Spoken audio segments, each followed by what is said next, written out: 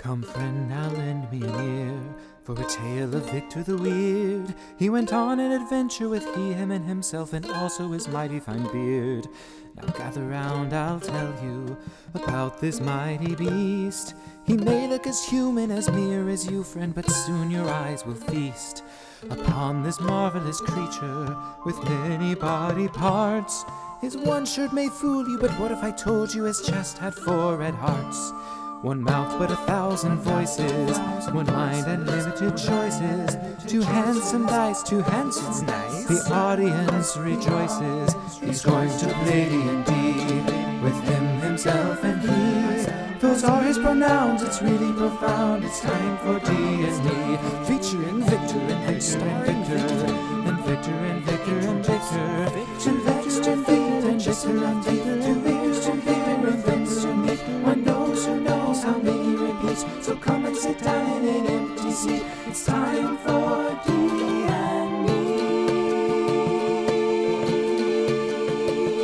2 eyes, 4 cheeks, 2 souls on his feet, 2 hands for many new foes to defeat, 1 tongue, 2 lips through which to speak, but just one but. Hello and welcome to D&Me. I'm Victor Rivera and I play with myself. I play D&D with myself. Welcome, hello. Thank you for joining me for episode 30 of D&Me. The theme song is produced and performed by Bradley Owens. You can find them at Bradley Owens on Instagram. And hello, thank you. 30 episodes. That's 30 weeks of me doing this ding-dang thing. Amazing. Thank you so much for being here. A couple things for D and Preshow. I just want to show off my boys and their wonderful Hero Forges. Thank you, Hero Forge, for making building minifigs so accessible. In fact, so you can build the Hero Forges and the characters online, and then you can have them 3D printed. Yeah, Papi, hola, 30, wow, I know, right? What a wonderful passion project this has been. So I'm thankful that all y'all are joining me.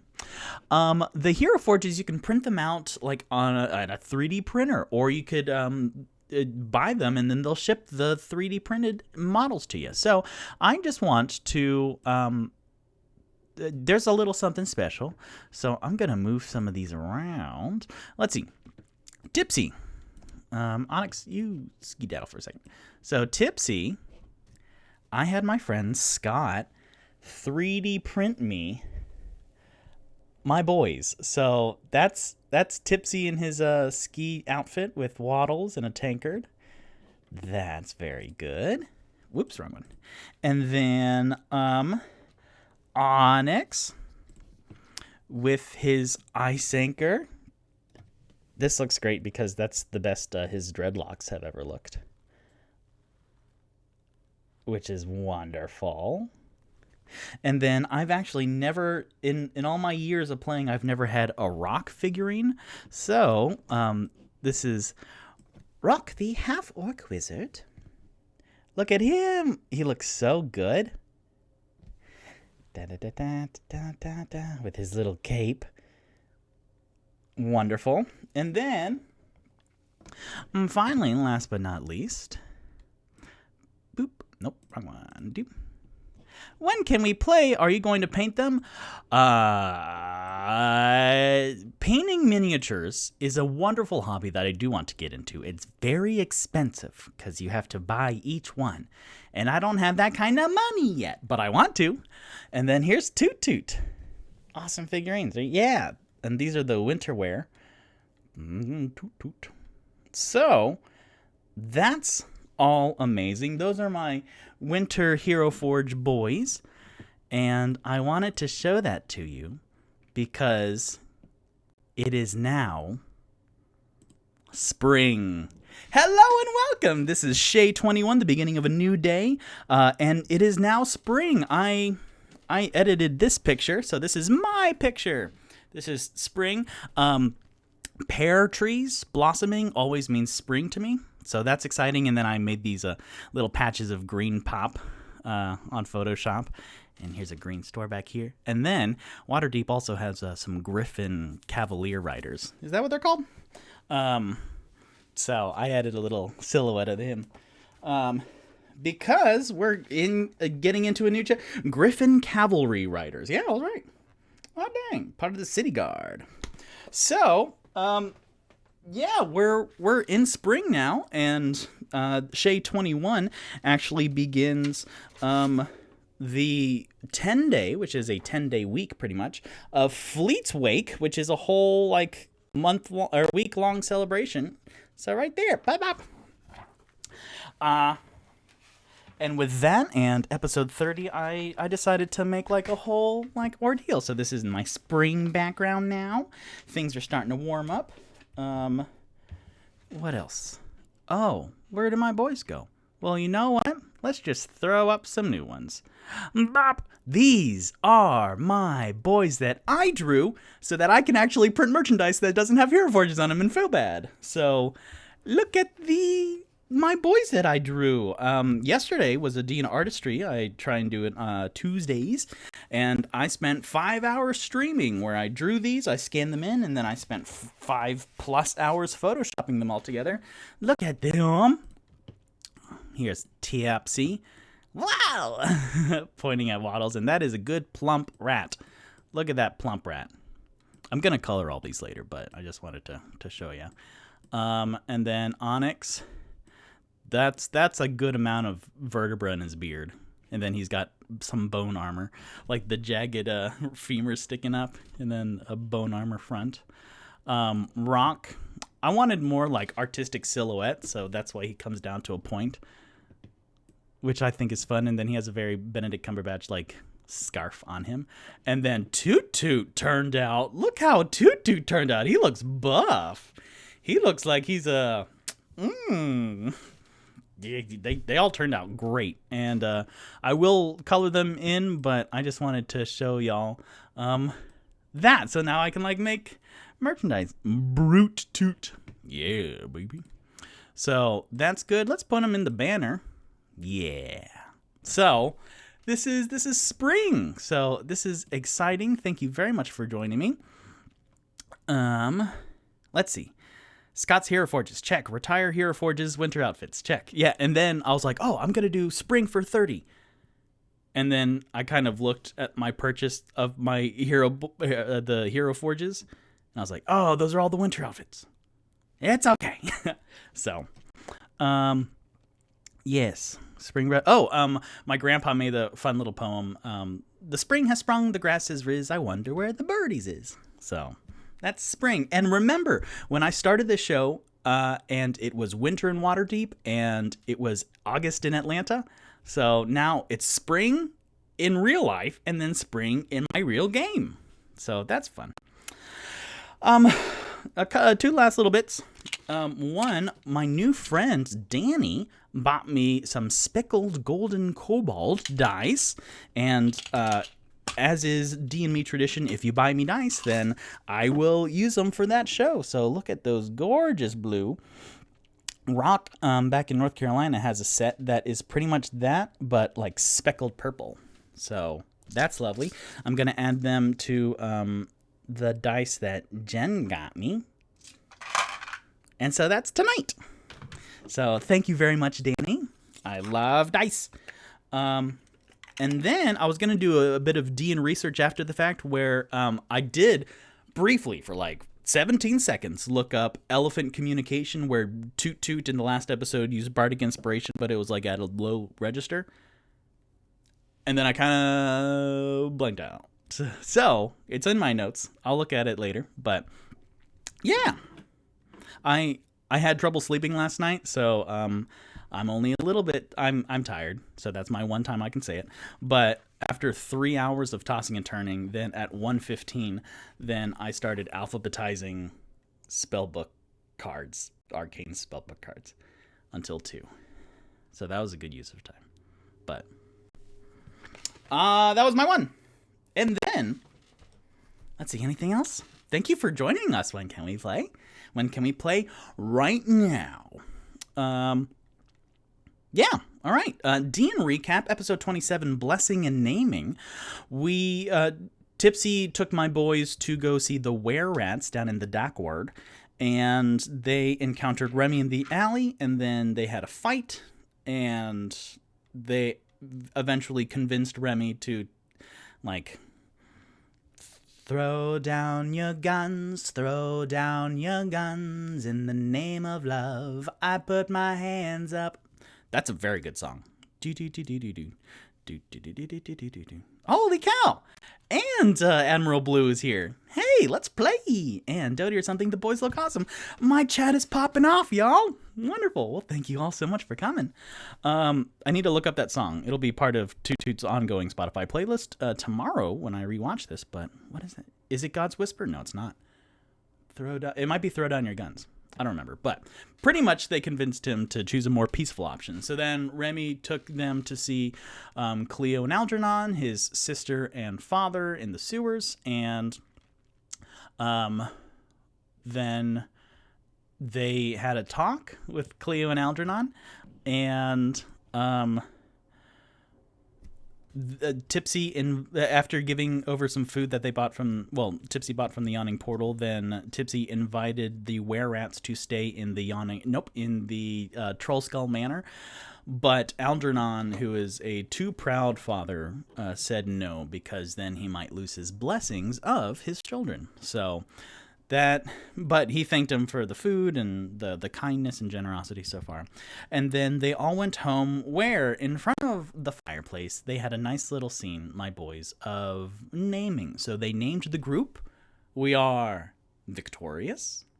And then they named the tavern, the Troll Skull Manor and Tavern. They called it now Tipsy's Tavern, which makes sense because our Forest Gnome Rogue is quite the alcoholic. So that's just branding, and that'll be good on, like, coasters and stuff. So then they all went to sleep, and it's the next day. It's Shay 21. It's a brand new day. Brand new day. That's 2 song references in 12 minutes. That's very good. So here at the beginning of the day,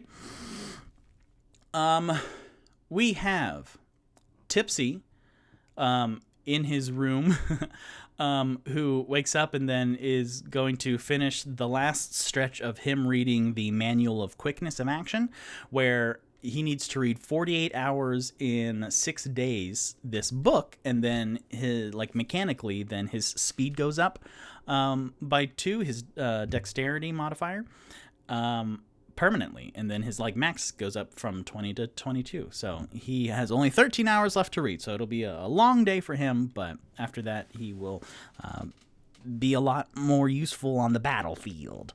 And then we start out in Tipsy's Tavern down at the bottom floor in the I need to rename that, but the Troll Skull Manor and Tavern. Future Victor, write down that it is now Tipsy's Tavern at the top. So doop. Yeah. So Onyx is starting out. Golly, 30 episodes and I still can't get that right. On the first floor at the tap room. And he is sitting in the fireplaces, in the chairs left in front of the fireplaces. The chair's left in front of the fireplace from last night. And he's sitting there, and the tusk that Tipsy gave him, which was this mightily curved, boar tusk from the piglet that they fought in front of the theater. He is sitting there with it in one hand and then a dagger in the other. I just want to make sure that he has a dagger.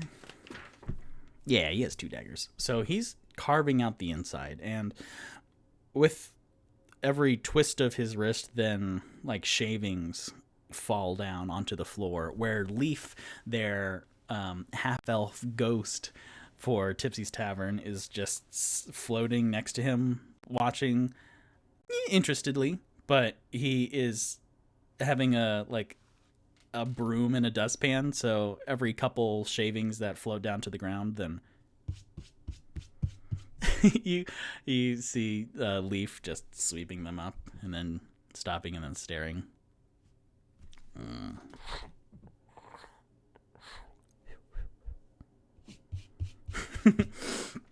So that's a nice calm morning vignette where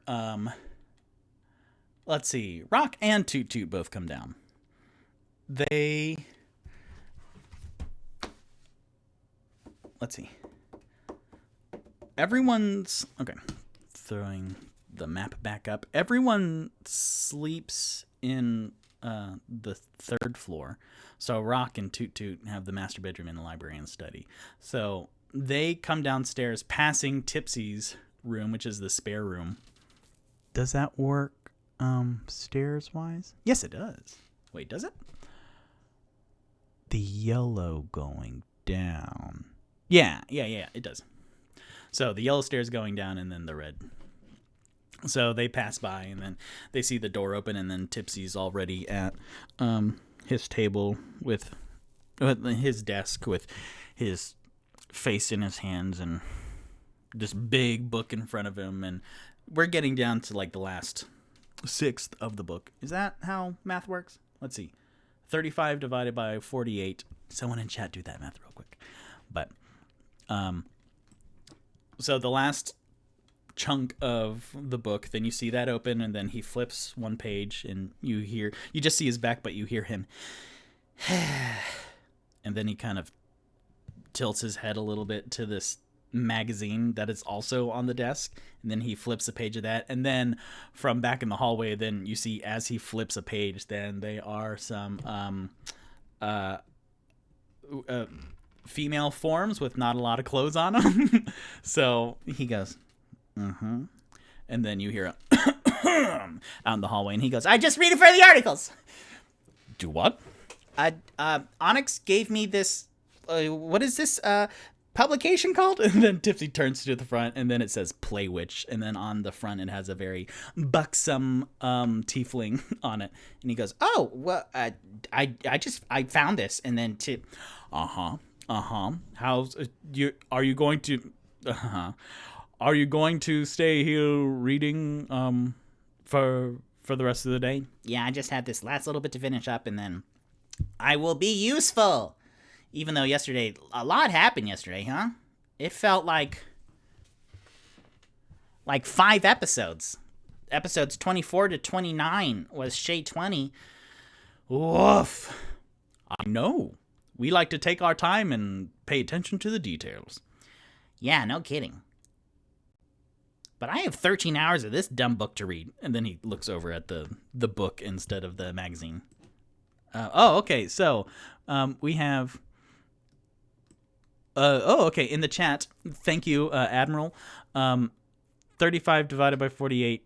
So we have 72.9. That is 27.1% left of the book. So almost a third of the book left. Thank you, Admiral. And then Dodie or something. Can Rock read the book after Tipsy and get the same benefit? No. So the Manual of Quickness of Action. I have it in my notes. This book contains... So Tipsy flips the book to the front going, okay, not Play Witch. Yeah.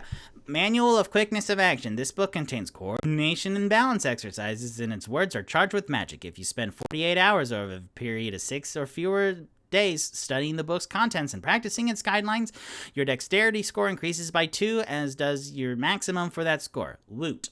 The manual then loses its magic, but regains it in a century.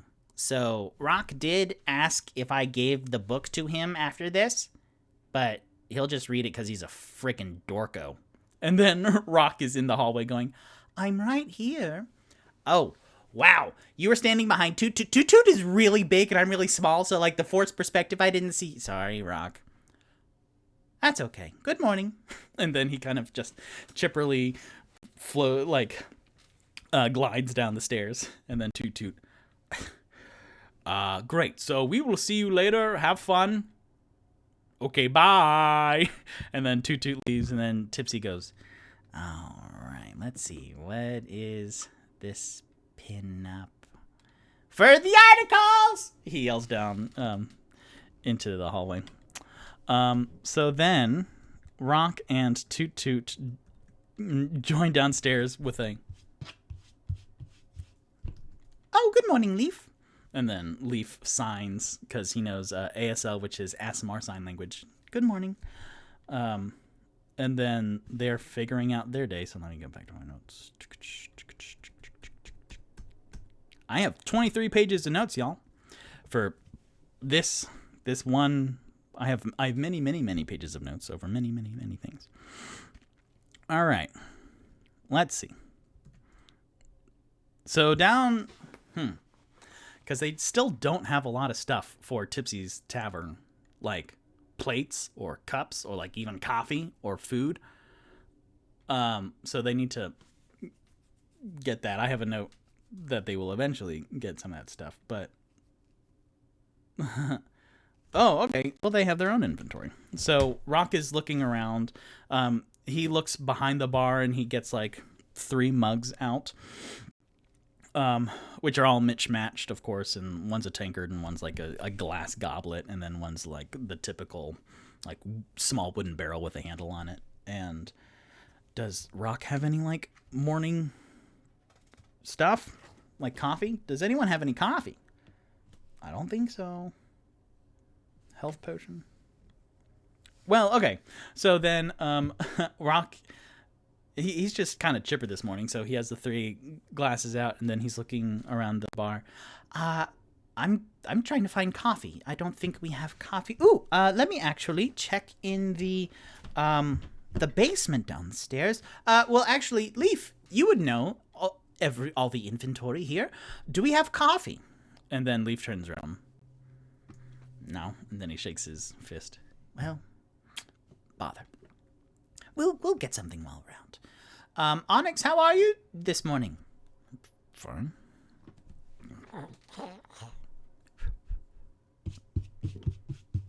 Oh, excellent. Well, gentlemen, let's talk about our day. What are we going to do? Because Leaf has requested for me to get a lot of chalk for this lovely mural. And then you look around and indeed the walls of the tap room have these wonderful sketches on them, and they're mostly like blueprints, but they are of the buildings outside. So it's as if the walls are kind of invisible, so you're seeing through them. It's like an optical illusion almost. And Rock goes, I love illusion work, and the forced perspective of this is magnificent. Like you can see, it's almost like the buildings move a little bit. Leaf, is that on purpose? And then you can tell the specter form just shrug shyly a little bit. I would love to study that because that is magnificent artwork. It's really good art when you can, like, you move across the room and it's still staring at you. Oh, so maybe it's convex a little bit? Concave a little bit. So that, Leaf, congratulations. That is remarkably well done. Masterful. And then Leaf shrugs some more and kind of twists about in the air a little bit and playing with the broom and being all bashful and shy. It's very sweet.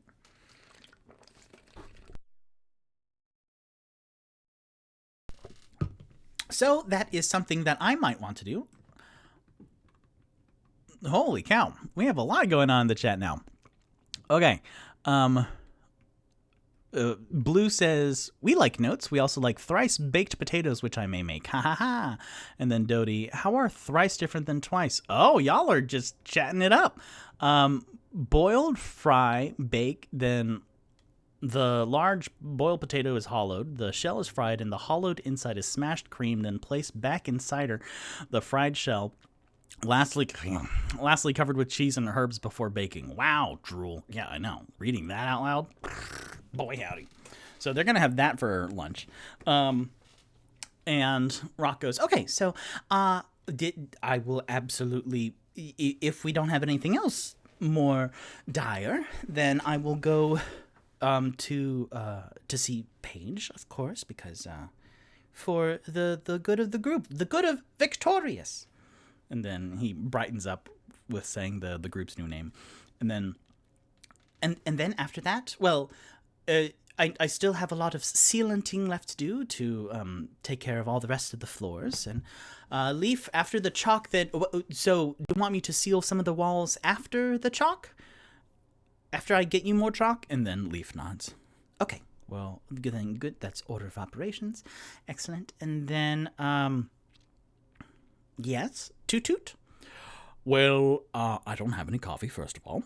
But I think something that we might need to do is go find the last doppelganger, because that is on our list. Princess Bonnie has asked us to find the doppelganger, and we found 2 out of the 3 so far. And the only clue we have is exploring the Sea Ward, which none of us has been to, as far as I know. To look for a doppelganger, a shapeshifter, in a whole ward is quite an endeavor. So, should we start off with that? Should we get Chalk? Oh, Mr. Holiday Ghost, you love holidays. Should we get Chalk first and then come back and then... Leaf, you love holidays, so we should let you do your work for Fleet's Wake. A whole 10 days in a row of celebration. That is, I'm exhausted already. So yes, we will go get Chalk first, and then check out the Sea Ward. Onyx, what are you doing? I'm just carving the inside of this tusk thingy, so I can drink out of it. So it can be a drinking horn. Because we have like 4 cups. Yes. 1, 2, 3, 4. Indeed. 4 cups. So, would you like to join us? Yeah, after I finish this. Well, you can carve the tusk on the way. Well, then sure. And then he stands up, brushing some of the, bone sawdust from his lap. And then Leaf follows him. Leaf doesn't sleep, so this is at least entertaining for him. So then, as they gather themselves, then they all start heading towards the door, and then they are met with a at the door, and then Onyx kind of, whoa, and then Onyx opens the door, and then we see a little bit of a scene of chaos outside. And it's a halfling, but not the were-rats that we just talked to. It is Kylor from Steam and Steel, who is going, children, please, stop. Hey, kids, stop. Hey, make sure Smalls is tight, okay? Taut. We don't want, no. Make sure Bubbles is taut, okay? We don't want her to float around. Okay, come on. Nugget, please, just come here to the... Oh, hello, everybody. Hi. And it is Kylor from Steam and Steel, who is the weapons smith. And these are her 3 kids.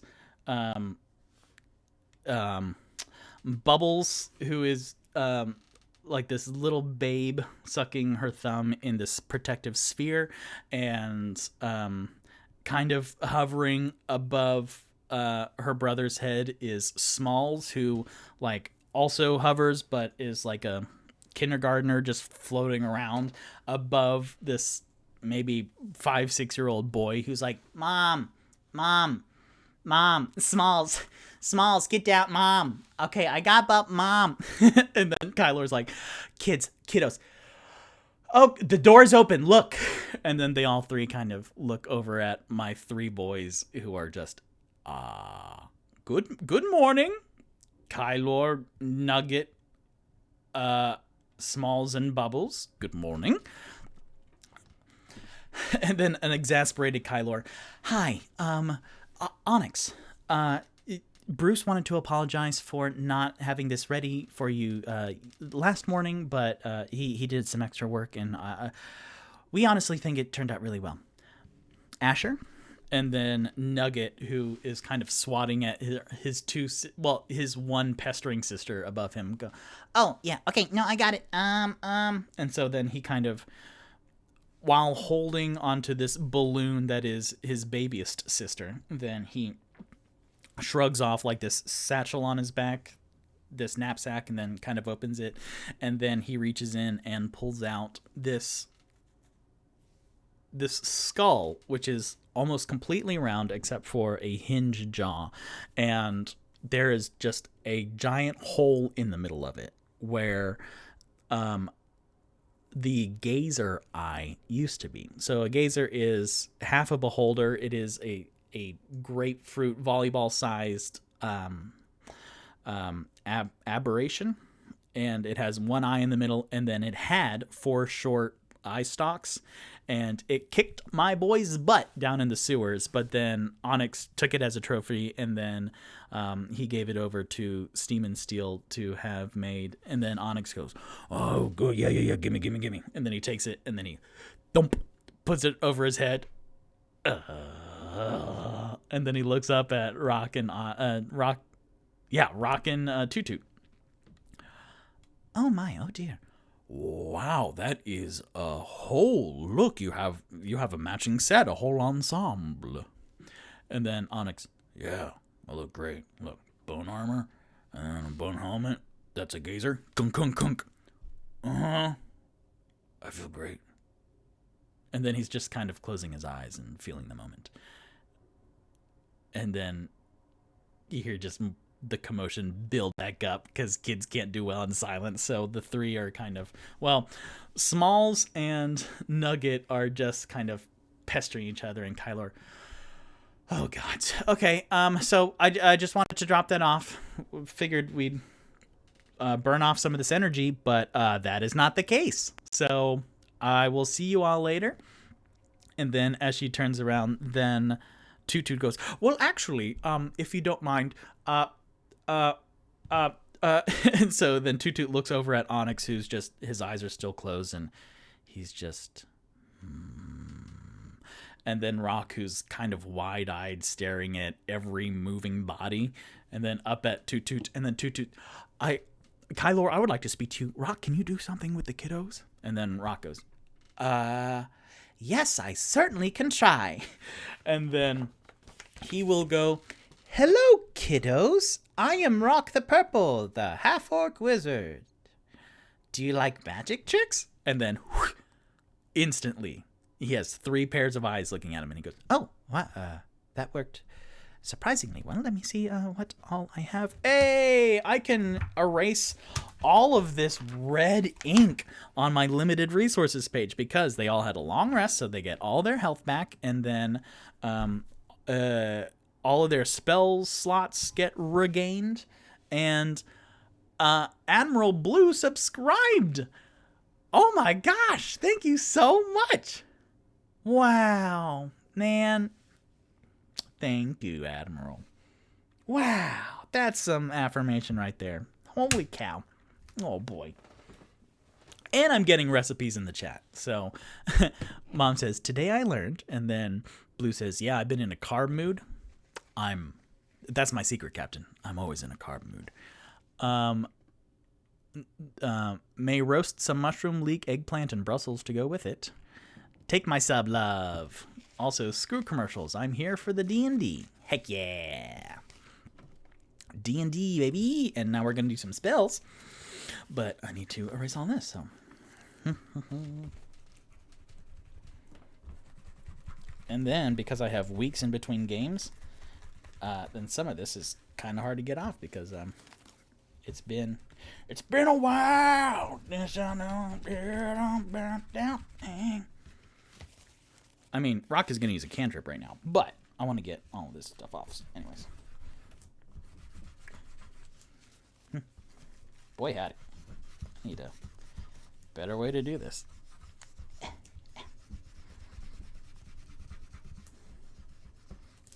I have an eraser, but it doesn't really work if it's been a while. All right, almost done. Oh, and every 5 episodes, I want to update my inventory and then update some of my just pages of stuff. So I will, after this, have a whole new limited resources page. Well, that's been in my notes for a long time. Anyways, look at that. Bop. Clean. Okay, so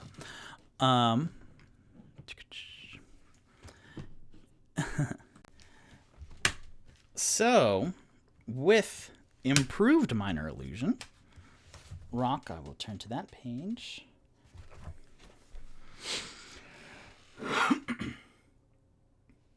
Okay, so Rock kind of wide-eyed going, yeah, magic tricks. Okay.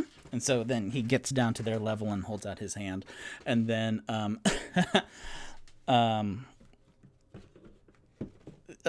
he summons, slowly, like, materializes as a mini Onyx, like from the feet upward. It kind of pixelates and then forms into a miniature, like a couple inches high Onyx. And he's in the same happy meditative as Onyx over there. And then the kids, like, kind of are looking at the half-orc with apprehension, but then looking down at his hand and then just with wonder. And then Rock goes, okay. And then he, like, concentrates hard at the mini Onyx, and then the mini Onyx just starts, like, scooting in Rock's hand and just doing a cute little, like, scrunching up his face, but with happiness, just a little dance. And then the kid is like, yeah, oh, that's really funny. Make him do a dance. And then, like, then Onyx is just like the mini Onyx. So it's like, and then Onyx, real life Onyx, kind of peeks one eye open, and then he sees the kiddos laughing, and then Rock going, and then, unseen by anyone, then Onyx, like, cracks a quarter of a smile, and then he looks up at Nugget, who is the 6-year-old boy, and seeing the fun that he's having. And then quietly to himself, Onyx feels a tinge of bad and guilt. But we cut to Toot Toot and Kylor's conversation. Kylor kind of goes to one side of the doorway and then, yes, Toot Toot, how can I help you? Yes, we are dealing with a quest currently, and I wanted to see if you know some of the individuals involved. How many halflings do you know in the city? A lot. I grew up here, so, like, my whole family's here, and, like, my sister's kids and my parents are here also. Okay. Do you know of some halflings that are also were-rats? And then Kylor, recognizing the hushed tone, then kind of steps away from her kids a little bit and closer to Toot Toot. Were-rats? No. I know of, like, werewolves, but I haven't actually really seen any. Like, when you sold us the silver, that helped, but, like, we haven't actually seen any werewolves. Like, I grew up here, so they were more like scary stories to tell, you know, kids, to make sure that they don't go out late at night. But are there halflings that are were-rats? Because that's kind of disconcerting. They, as far as we know, the ones we've interacted with. So you've interacted with some.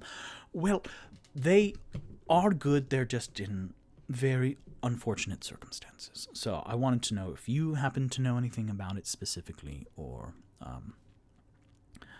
knew about that, because we just care, and we want to make sure that we're approaching this the best we can. And then Kylor goes, no, but I can ask around if you want, because, like, do they need help? Yes, but we're on that mission, so if we need more help, then we will come and reach out to you. But thank you so much, and thank you for helping us with our metallic needs and armor ship and weapons dumb. You're welcome. Yeah, if you need anything, kids, stop tugging on him. And then Rock is kind of because then, like, one of the kids is, like, bouncing on his arm, and then Smalls is floating around, like just orbiting his head, and then Bubbles is like, because Nugget, Asher is holding on to the balloon that is Bubbles, and he's like jumping on his arm, then the Bubbles sphere dunk dunk on Rock's head, and he goes, I am becoming inundated. And then Tutu goes, oh boy. So thank you very much. I just wanted to check. Kiddos, who wants to hear a song? And then 3 pairs of eyes over to Tutu. Oh, wow. Okay. So, because your father is a shark trident, then, okay, ready? Baby, your dad, do do do do do. Baby, your dad, do do do do do. Baby, your dad, do do do do do. Baby, your dad. And then you see as 3 faces just brighten and widen, and you know that these kids will be singing this song for the rest of perhaps the week. And then you see Kylor listening to this song and like, this is the first time it's ever been sung in Waterdeep, and her head's kind of bobbing back and forth, and then she looks over to see the awe-stricken faces of her children, and her face falls, and then she looks up at Toot Toot. At least they're a bit calmer now. Baby, my dad, do do do do do. Baby, my dad, do do do do do. Baby, my dad, do do do do do. Baby, my dad. Whoops. And so Kylor then goes, okay, well, that's a lot of damage, I guess, done today. Thanks. We'll see ya. And then she kind of grabs her son's hand and then her daughter's hand, and makes sure that her son's other hand has their other kiddo, and then they kind of leave, and then they're shouting at the top of their lungs this song. And then you see Kylor, I love you all so much, but gods, you all are annoying. I'm going to send that to Lindsay and Adrian. That's going to be hilarious. So let's see what's going on in the chat. Y'all are in a talking mood tonight. This is great. Let's see. Magics. And then the emotes. My family. Look. So PBO Transmissions. We met yesterday for D and Artistry, and they have top shelf emotes. So like these little power up left and lulls, and then power up right, and then like it's a whole like blueberry buffet. It's awesome. Illusions, baby. That song is gonna be in my head now. Thanks, Victor. Aw, mini Onyx. Idea. I should make pizza. Oh, not baby shark. Poor Kylor. Very fun. Very fun. Yes. What a good energy brought into this spring day. So they go off.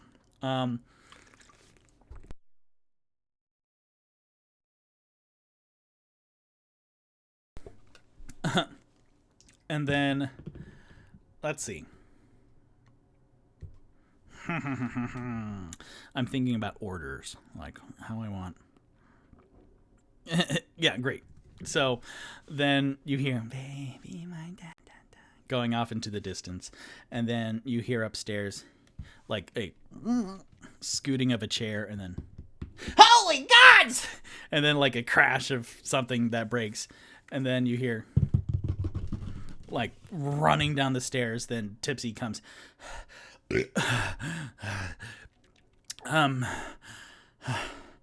Leaf changed the chalk on the outside of my door, and it's just like this really big rat just staring at me, like a really big rat. Leaf. And then Leaf, like with a mischievous grin, then like floats backwards into a wall and disappears. I guess that's better than the mysterious silhouette that I did. That was really oh boy. Since you guys are heading out, I'm gonna be stuck here reading. And then he looks up at Onyx. And then he looks up at Rock, going, "A lovely book that'll teach me a lot, and I appreciate education and learning and bullshit. But I've been wanting to do this for a while, but I never really saw a good opportunity, so I'm just gonna. Here you go. Hey, Onyx. I could see its eyes staring into my soul still. Here you go. And then Tipsy reaches into a pocket and then brings up like this smooth egg-shaped black stone. And then he he offers it up to Onyx. What's this? First of all, awesome helmet, dude. Oh, is that the gazer? Dude, that's awesome. That's sweet. It was from my inventory. I had it when we first came into Waterdeep, but in a show of coincidence and synchronicity and universal alignment, guess what it is? Is it like a dragon egg? No, it has something to do with you. Is it a bone? Does it, buddy? Does it look like a bone? Look at your armor and your helmet, and look at this. Does it look like a bone?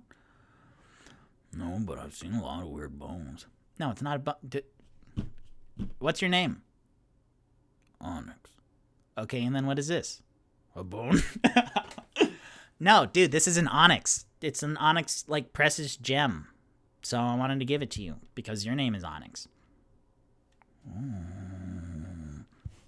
And then Onyx, whose two wide eyes peer out of this eye hole of a round gazer helmet, looks and then reaches for the Onyx.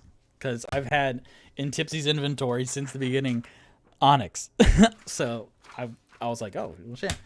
And so he takes it, and then because gifts are his primary love language, then he goes, Thank you, Tipsy. you're welcome. Hey, are we good?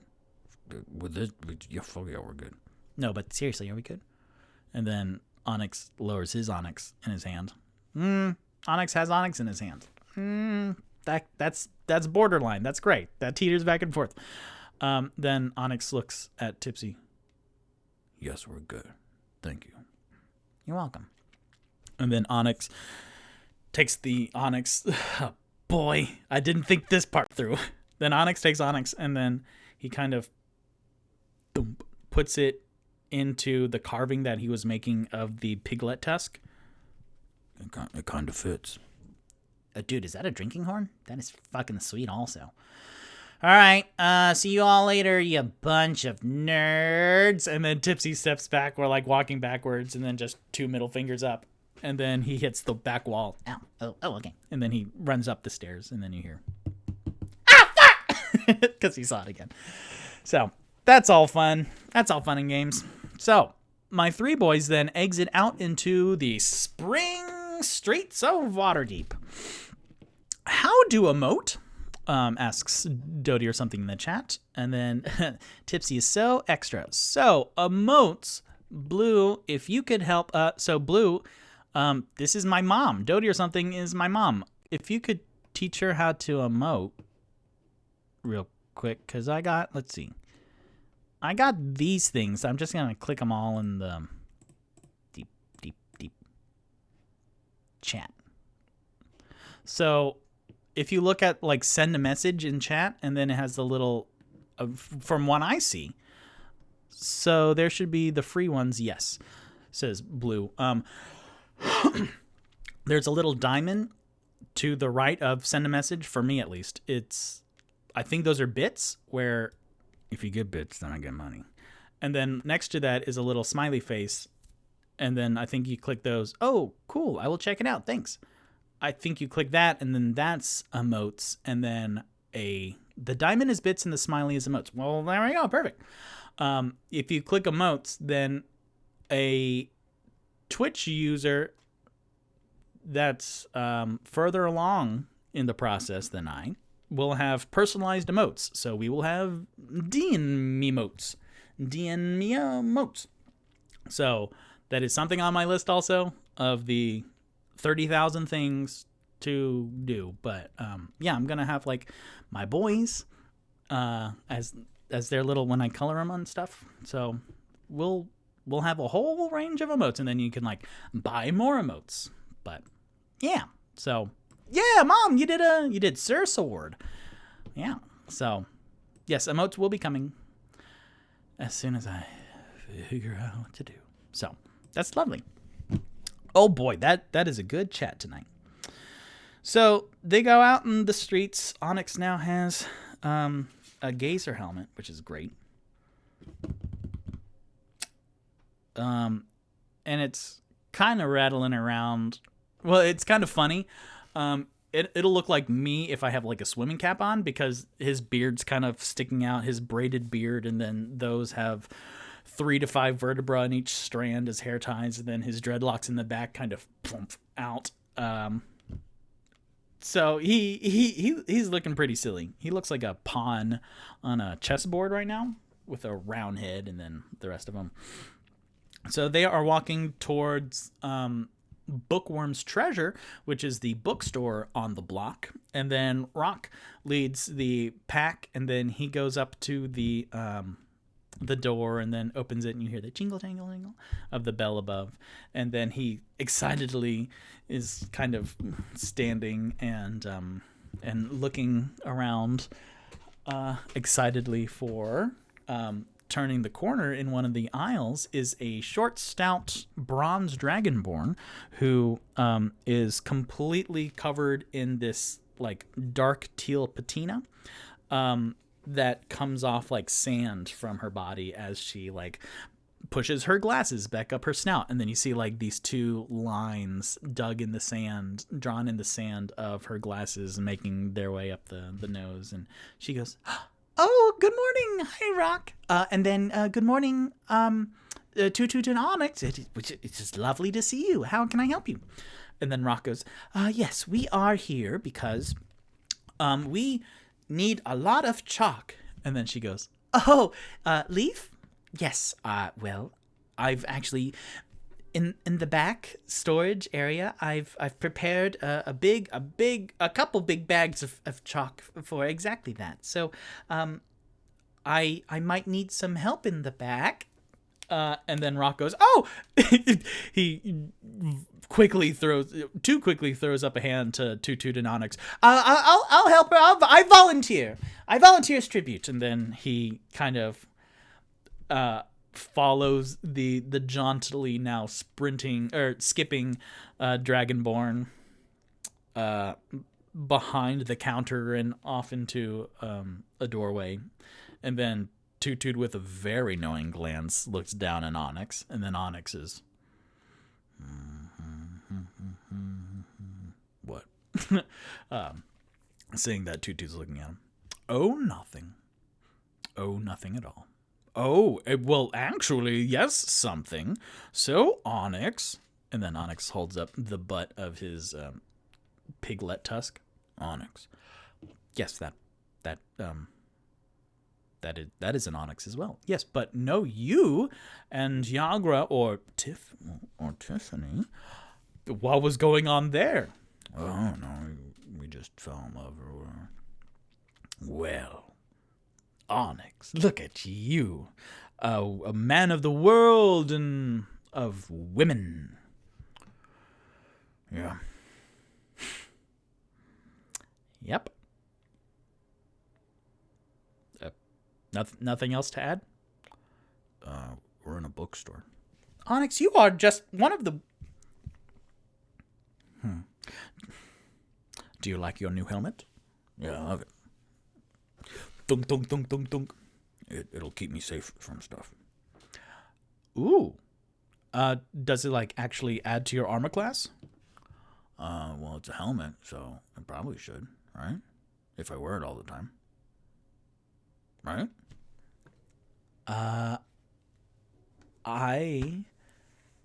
Victor doesn't know if the helmets actually provide any mechanical benefits, because in 5e there's not really helmets. There's like armor and equipment, and there's shield, I guess, but not mention of like helmets. Let's look in the player's handbook real quick, because that's a very good question, Toot Toot and Onyx. All right, equipment. All right, so for armor and shields. Oh, well, there are like helmets and helms. Let's look at those. That is in the Dungeon Master's Guide, which this is me cracking the spine for the first time. No, not really. Let's look up helm. Oh, mantle. Okay, helm of telepathy. So there are like helmets. There are helm of brilliance, helm of comprehending languages, helm of telepathy, and helm of transportation. They don't really say anything about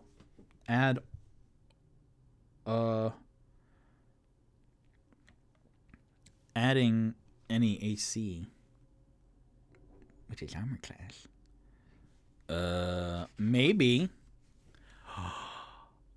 Victor, you son of a bitch. I am gathering a lot of the best little bits of D&Me into what eventually will become a like supplement where I can publish like my own items and spells and creatures and monsters, because why the hell not? Because that's so much fun. So maybe a gazer helmet will be a thing, and it might add armor class. It'll look real goofy, but Onyx doesn't care. Whoa! Hey, that's a whole thought. The gazer helmet might be for armor class. I love it. I'll figure out the mechanics of that, future Victor. Maybe a +1 because he spent money for it. It's a trophy. Interesting. And then I can add to the art. I do want to like add to the photoshops of stuff that they do get. Interesting. Onyx is getting a whole bunch of good stuff. Okay, so with that, then Onyx goes, Oh, maybe. I don't know. We'll see in time. and then Toot Toot kind of looks around. This is a good place. Do I need any books? Do you need any books, Onyx? No. Okay. Well, Rock is getting his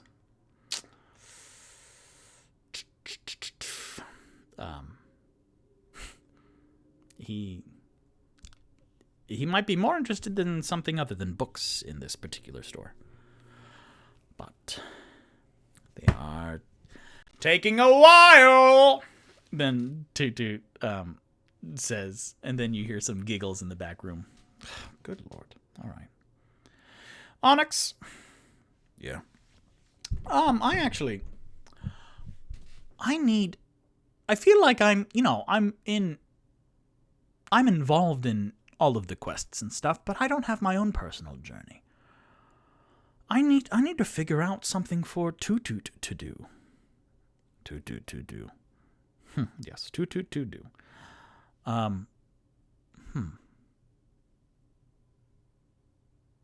Just something to think about. And then Onyx actually will go, Hey, Toot toot. yes, Onyx. If you don't mind me asking. Oh? So, the doppelgangers. Okay.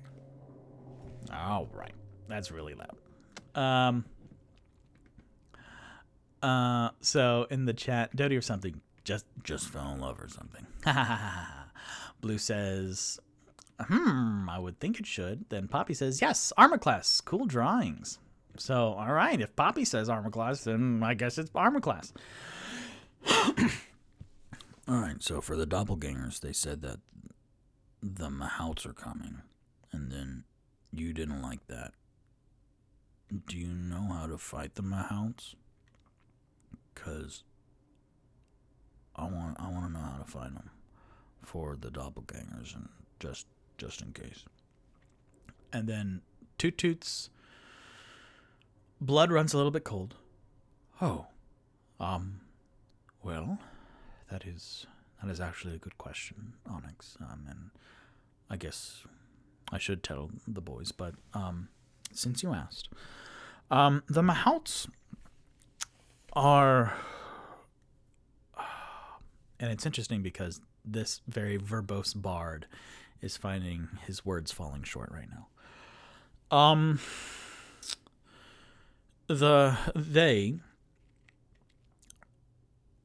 They are not like a race, a particular, like one type of people. They are an amalgamation, a collection of just scumbags. And the only place I knew where they were was the sandlust deserts where I came from, in the continent of Alios where I'm from, the realm of Deo. But how they came here, I don't know. How we came here, I don't know. The Mahouts, really, what I told you in the story, that's the most information that I know. But there's something like green glowing in their eyes, like my eyes are green, but theirs were like green flame, this wispy fire, this otherworldly fey energy.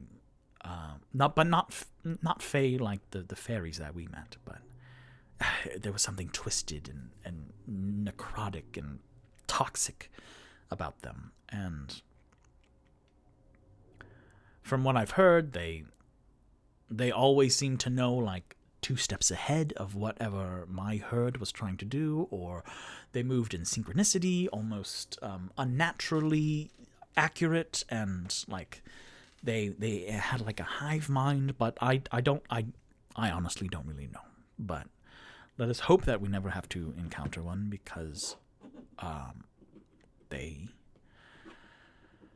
were sworn to wipe out my whole family, so I don't want to give them an opportunity. Yeah. Okay. Yeah. Okay. And then the other thing I wanted to ask, are you going to do anything with that red dragon scale?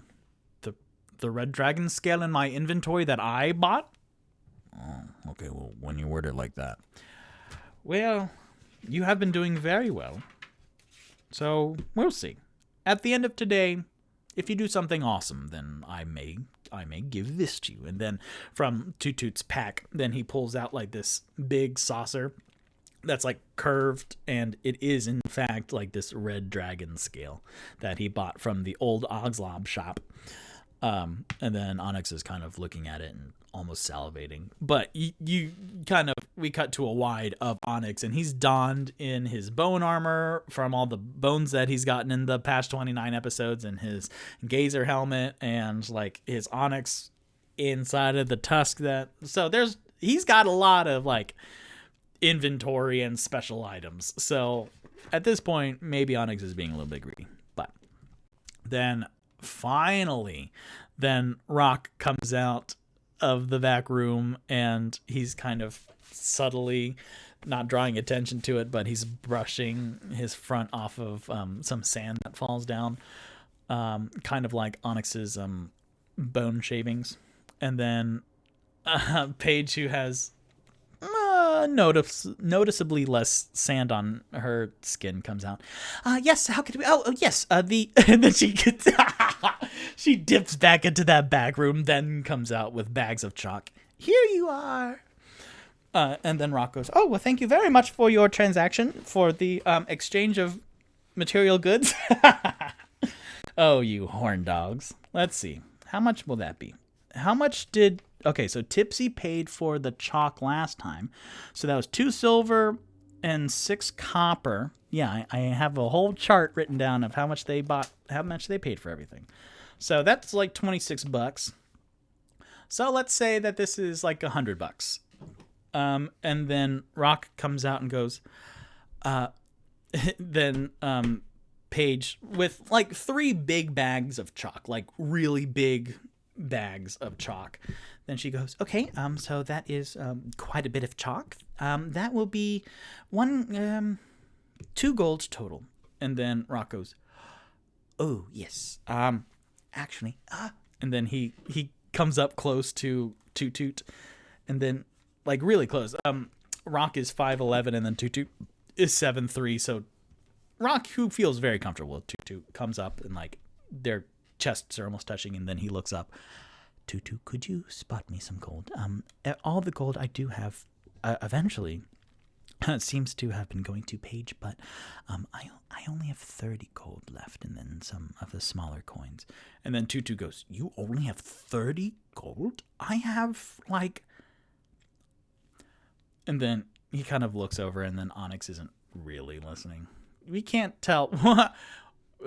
Toot Toot looks down and then hopes that Onyx's ears inside the gazer helmet aren't working as good. Rock, I have like 12 times that in my... Yes, Then he looks up at Paige. It was 2 gold? Yes, it was 2 gold for these very, very big, very full bags of a wide range of chalk colors. Yeah, I got this.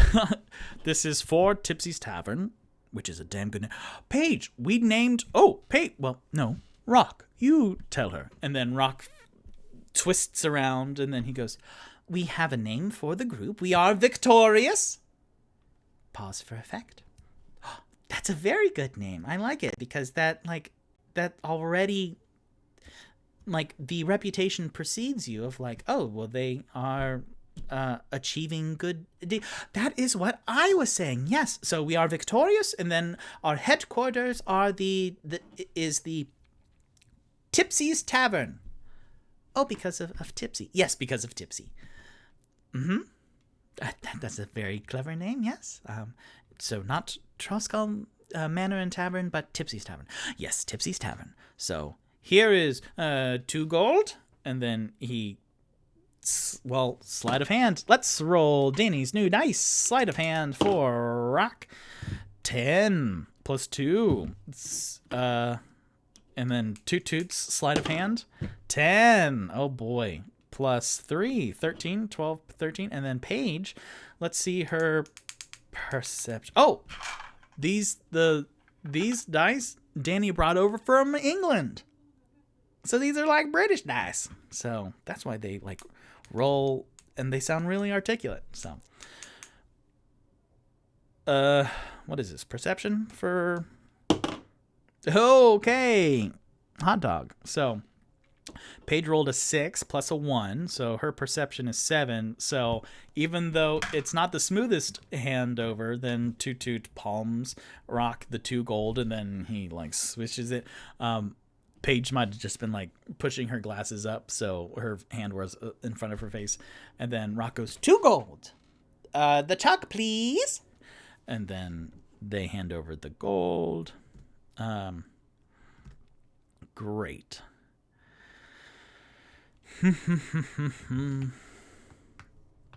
Oh, interesting.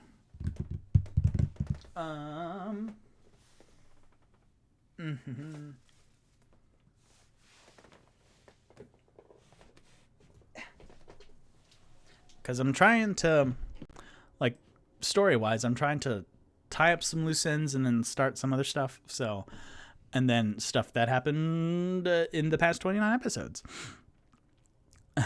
No one hurts Lord Toot Toot. Yeah, exactly.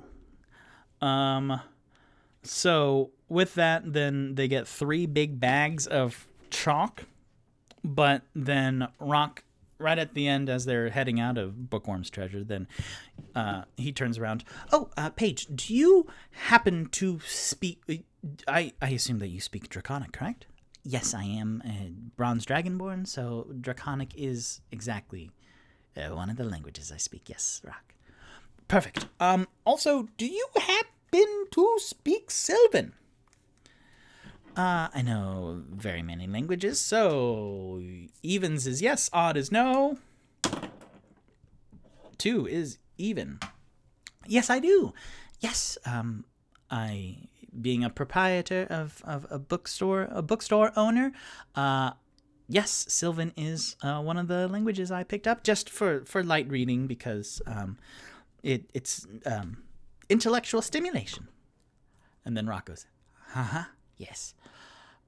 Because we met a fairy dragon, and they, well, as far as we know, only speak Sylvan. So but also we read the monster manual, and then fairy dragons also speak Draconic, so there are that, and then ASL. I have many languages to learn, so I will be back to buy more books, and I need more money. I need more money so I can learn more spells and then buy more books. It was good seeing you, Paige. And then Paige, like, bashfully waves them out of the bookworm's treasure.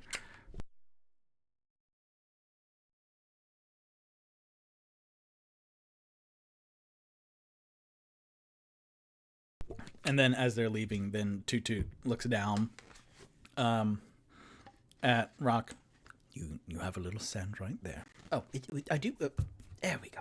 So, yes, I will definitely be back because of the books. And then Toot Toot nods. Yes, the books, just like Tipsy was reading this morning. And then Rock, well, those I like a woman of more substance than, well, that was judgmental because even though they're in a pair, then Toot Toot, I know you didn't mean that. All right. And then Onyx goes, man, I had an issue of Playwitch magazine and it was awesome. I gave it to Tipsy. Oh, we know. So now they will head from it's a brand new day. It's a brand new set of adventures and quests. So it's a little scattershot here, but let's look at the Waterdeep map, shall we? Uh-oh, I moved something that I didn't need to. Let's undo that. Oh boy. All right. That. Yeah, okay. So, toot, toot, toot, toot, toot. Let's zoom this out just a little bit. No, all right. Let's throw my D&Me arrow up there. The Troll Skull Manor. This is the block in the North Ward that is the Troll Skull Manor. And then this whole big old neighborhood is the C Ward. Not C Ward, but C Ward. So, as my boys head west, then they will do a series of checks to see what they see. And I did not prepare really the game mechanics of that because I wanted just to see what'll come out. So as they head into a neighborhood, then they leave their familiar block and head towards the sea. But you see there we go. I knew if I was just keep talking, then something will come to mind. But they walk, and then the buildings get nicer.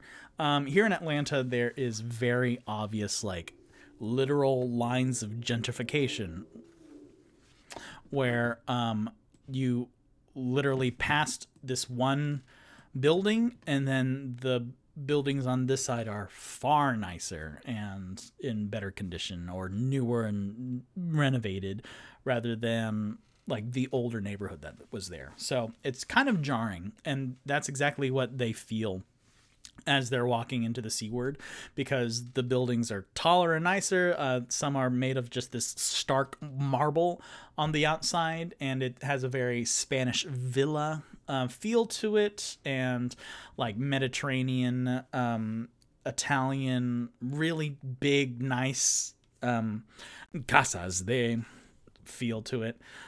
In fact, Rock will pull out the Volos Enchiridion, and he will say, so the C word, well, I'll just read this sentence and then cut me off when it's too much. And then you hear Onyx inside of his dome going, oh. The seaward stands proud on the high ground above Mount Waterdeep's sunset shadow. The rich and the powerful, or those who wish you to think of them as such, and can afford the rent, reside or run their businesses here. Oh, well, this is fun, anyways. When the warlords and pirates of early waters deep gained enough gold, they built fortresses on what used to be fields of grass tussled by sea wind. You can still see the remains of some of those old castles incorporated into the palatial homes of the noble families that dwell in the seaward.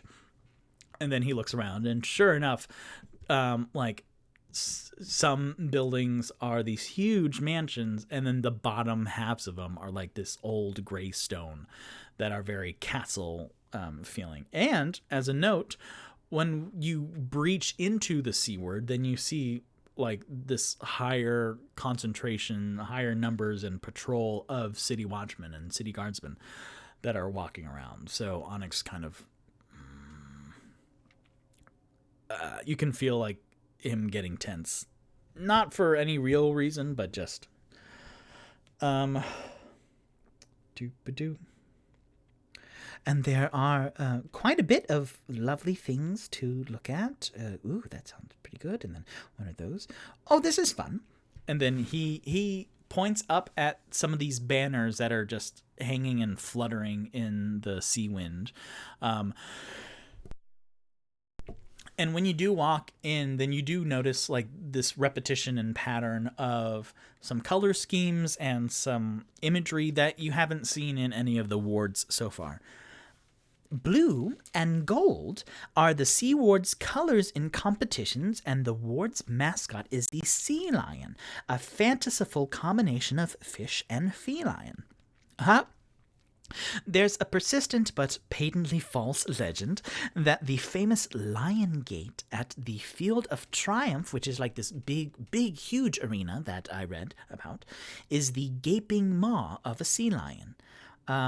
The architectural designs for the gate show this to be false, however, and they can be viewed in the Map House, the guild hall of the Surveyors, Map and Chart Makers Guild in the Castle Ward.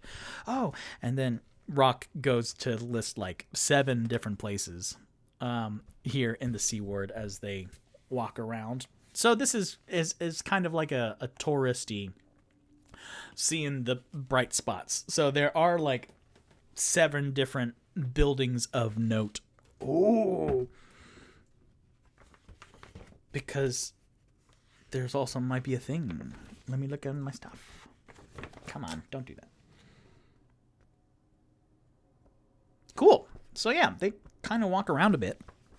I'm going to roll for all of them to see kind of what falls into place.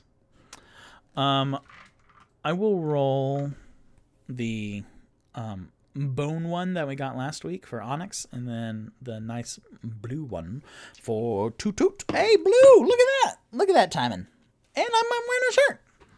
And my brand post today was some other turquoise dice that I got this week because a Barnes Noble near me is closing, and I picked through the carcass, and they had those half off. So, anyways, Onyx rolled a natural 1 plus perception, so that's 2, so a 3 total, but it's a natural 1. So, that's good. Rock rolled a 5 plus perception, which is a 1, so 6. He's very engrossed in the Enchiridion. I don't know if that's a real word. Enchiridion. And just pointing out, like, so this is the Field of Triumph. Oh, when we first met Bruce, the Shark Triton, who is married to Kylor, he said that they cheer for the Braves Griffins here in the Field of Triumph. So that is where competitions are and gladiatorial events and stuff. So that's fascinating. So he's just pointing stuff out. And then Toot Toot now. This die is heavier than the other ones. That's interesting. Ooh, with a natural 20. Okay. Plus 3 perception, 23. Well, ding dong dang. I didn't expect that at all.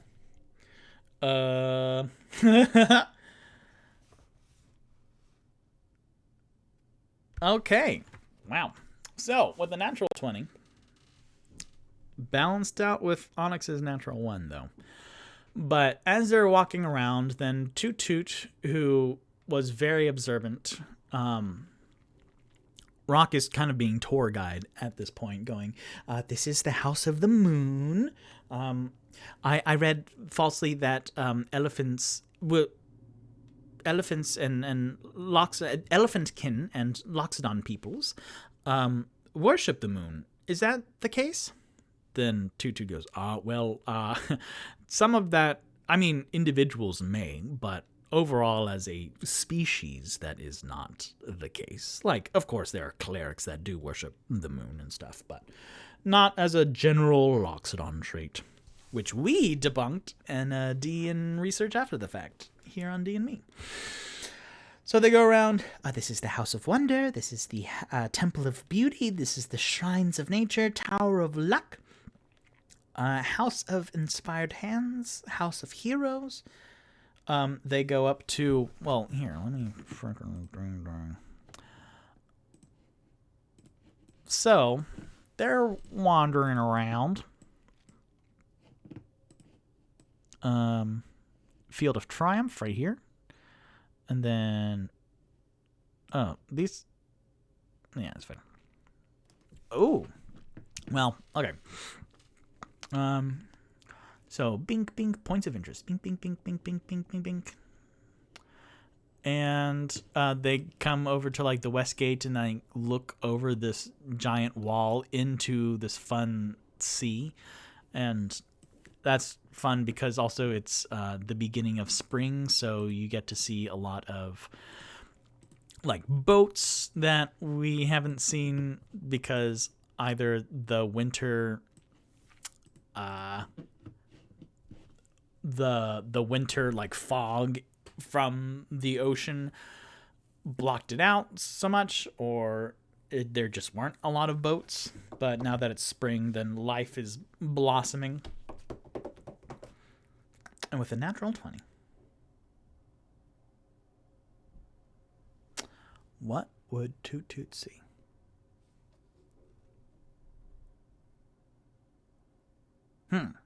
Okay, so as they're going through, then really there's a lot of ward pride, the neighborhood pride, so there's a lot of blue and gold all over the place, and these silhouettes of sea lions on pretty much every street corner, and then, like, as statues. It's kind of one of those cases where they have sculptures of sea lions, and then sprinkled throughout Seaboard, then different people paint them differently.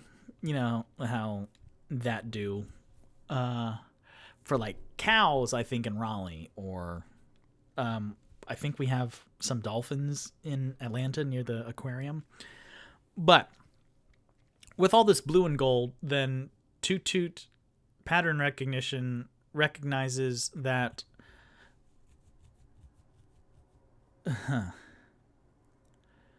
looking about at the people wandering in the streets, and you get a sense of the people that they're out because, oh, finally, it's getting warm now, and there's just a lot of life teeming in the streets, and the people here in the Seaward are more fancily dressed, and there's visible jewelry, and they don't feel like they have to hide themselves in order for pickpockets not to be around or something. That is a lower income neighborhood concern.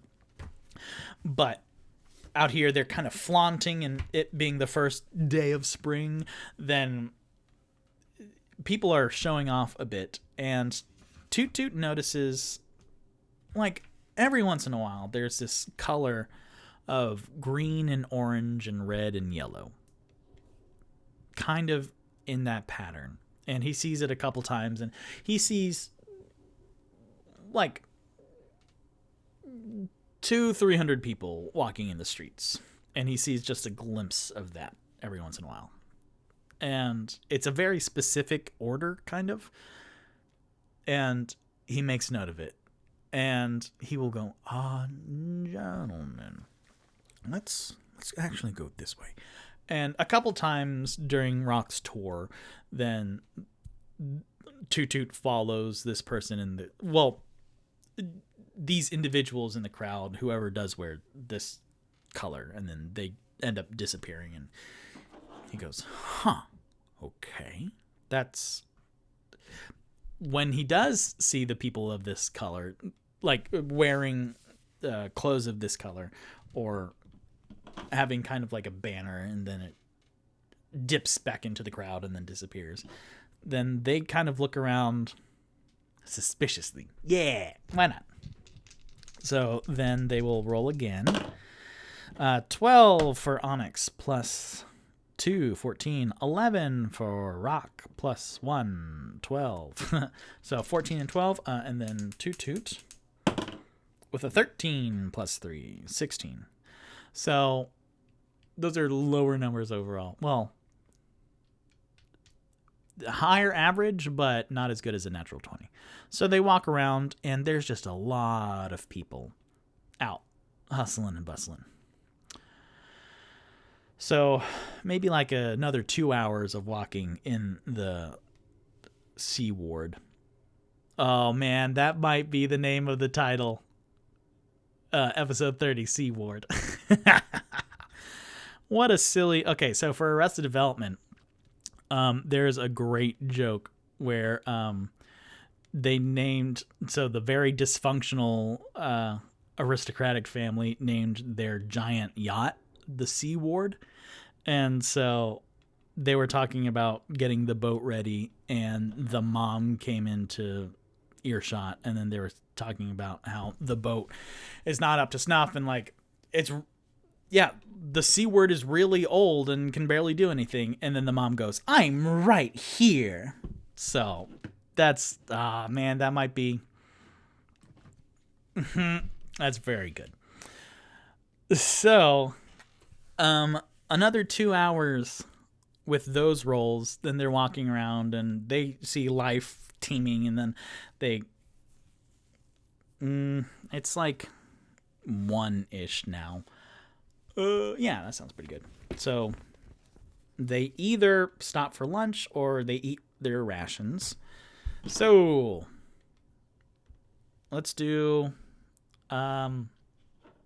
evens is rations, and then odds is lunch. 11 odd lunch. So they will stop, and then at like this kind of outdoors cafe, and prices here are expensive. So for like a meal, it's like 8 silver each, which is again, silver is like 1 silver is $10 in D&Me. So that's like $80 each, which is very expensive, but for lunch. And that's like the cheaper of the options.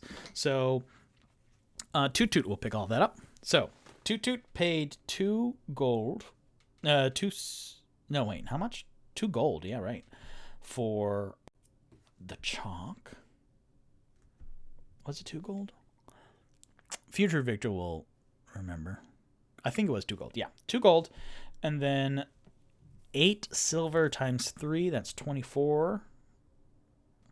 24 silver for Seaboard lunch.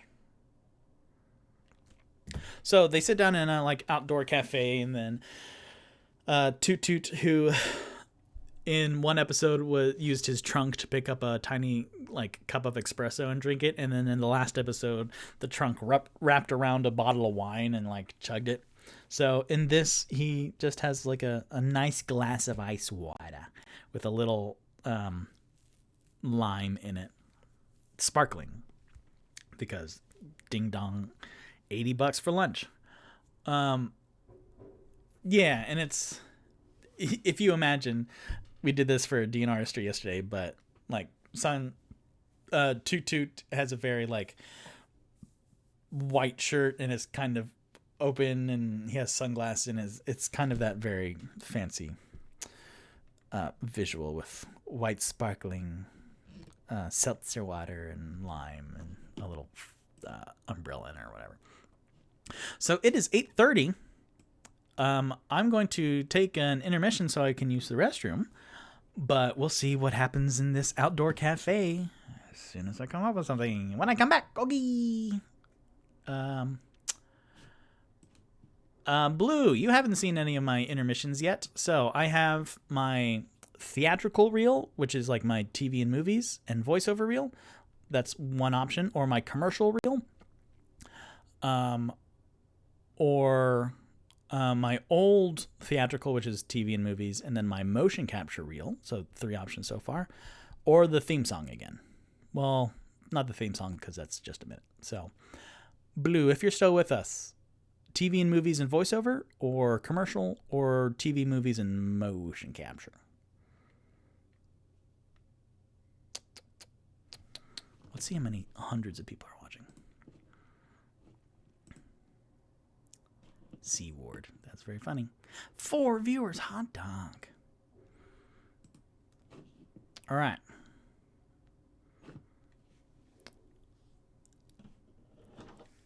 Let's find a die divided by 3.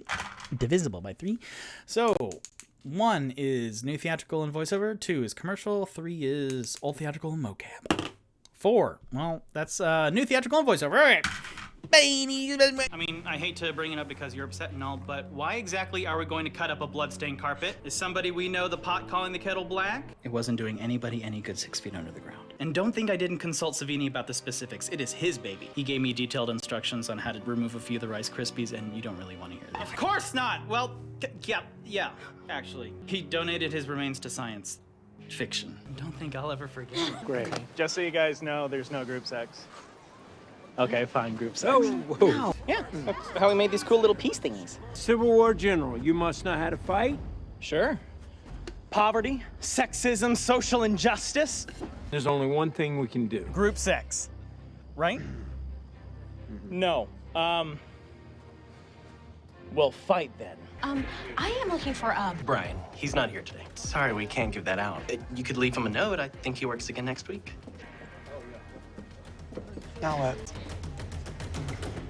Nice to meet you. It'll be good not to be the new kid. A little over a month. How about we start with the lab? Really incredible stuff. I know. They seem like fairy tales, right? Way further off.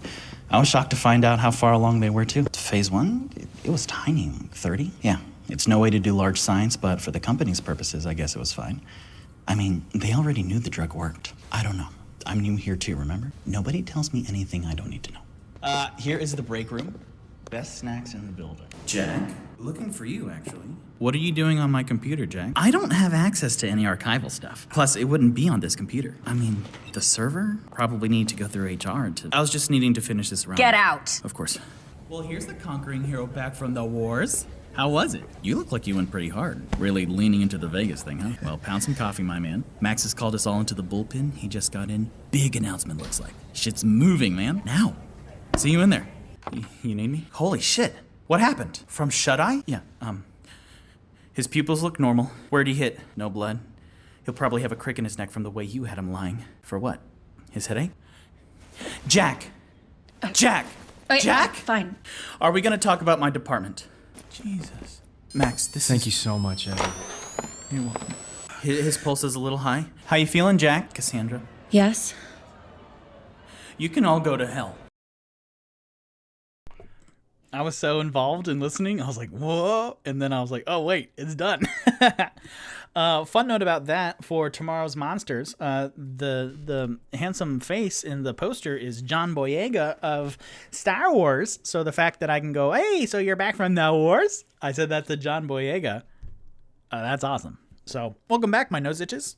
Hold on, don't look. Pick my nose on the stream. That might have looked like I did cocaine, but that is not the case. My nose itch. Oh, God, me.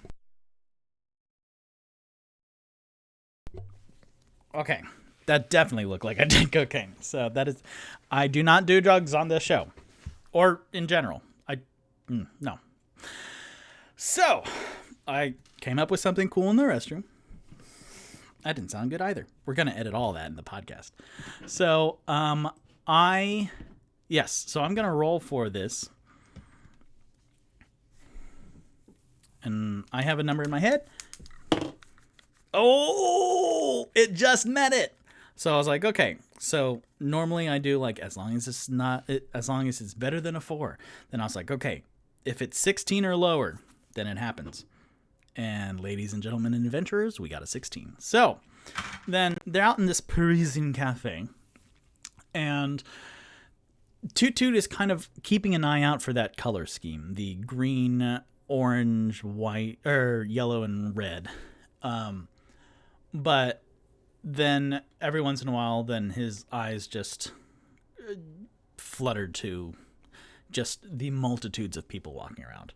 And then he hears a, "Oh, well, how amazing is this?"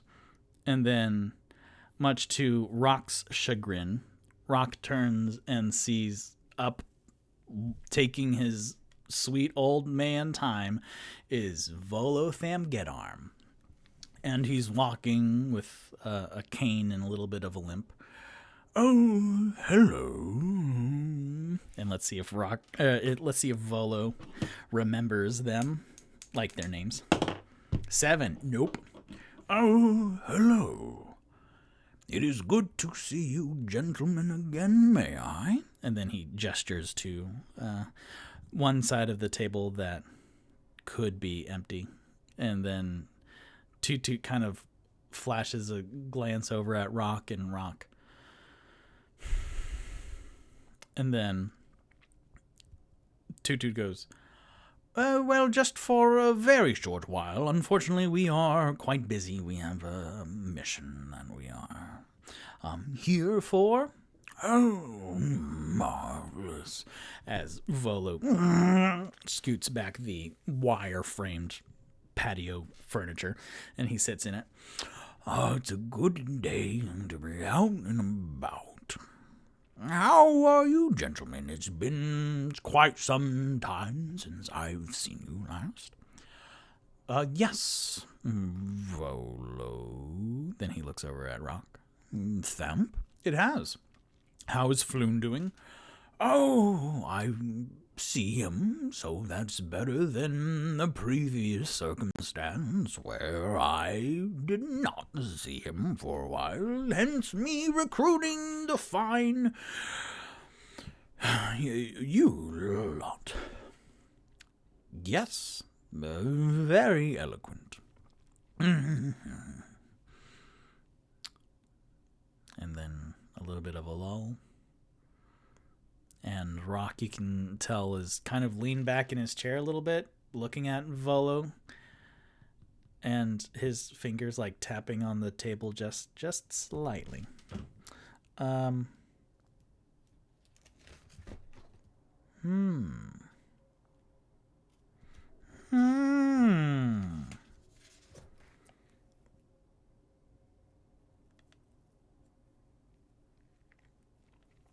Toot Toot will chime in going, "Actually, Volotham, it's amazing that you're here because we might need some of your help." "Oh, go on." "So you come around these parts often?" "Well, I venture around all of Faerun, but when I come through Waterdeep, then of course I frequent the Sea Ward because of the delicious croissants, and it just feels better here." "Well, do you happen to know a lot of people here?" "Oh, I know a lot of people everywhere." "Well, you could perhaps help us in... there is a new nobleman around town, that specifically in the Sea Ward, that may be of perhaps a suspicious lot, or just new and is maybe causing some more chaos, or is because they're so new, then they're kind of flashy and just, oh, look at me. Or is quite notably the opposite of like, do not look at me at all. Do you happen to know anything like that? And then the kind of Slughorn-esque adventurer and chronicler will roll. Well, he has his own stat sheets, but I don't want to turn all those pages. Let's use Rock's history for that, which is +6. 15 plus 6, 21. Well,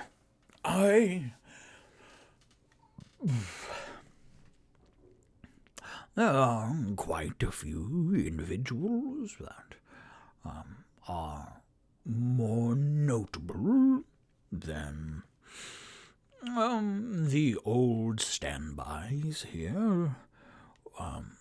One is... Oh, boy. Oh, boy.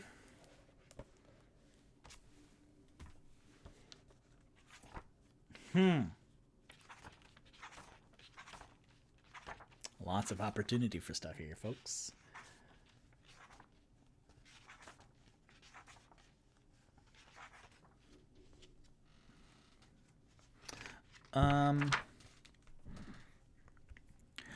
Yes, the perhaps flashiest of the groups are the Castlanters, the lore of House Castellanter, a devilishly handsome half-elf who likes coin and power. He and his lovely wife, whose name I am trying to find right now. Well, ding dang. Where's the name of it? I have the dude right here. In the okay.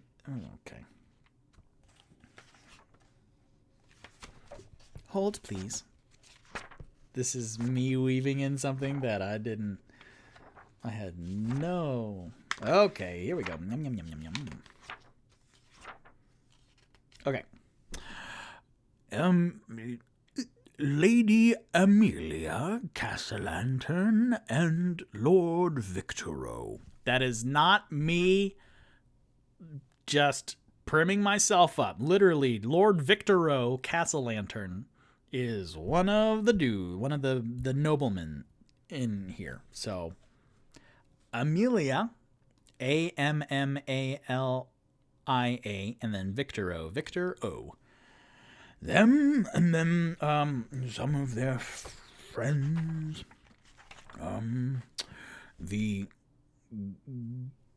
Garlhund, and the lady of House Growlhund is no fool. She has a keen mind and the wisdom to discern friend from foe. And Jarl Growlhund and her short, he laughs to himself, tempered, Orond. They are throwing a celebration here to be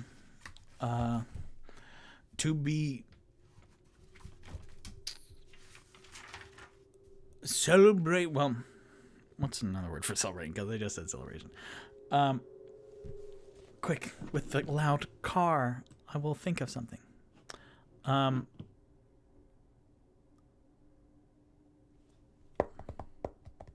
And they are celebrating the mark of occasion of the end of Fleet's wake with the party that is well-to-do.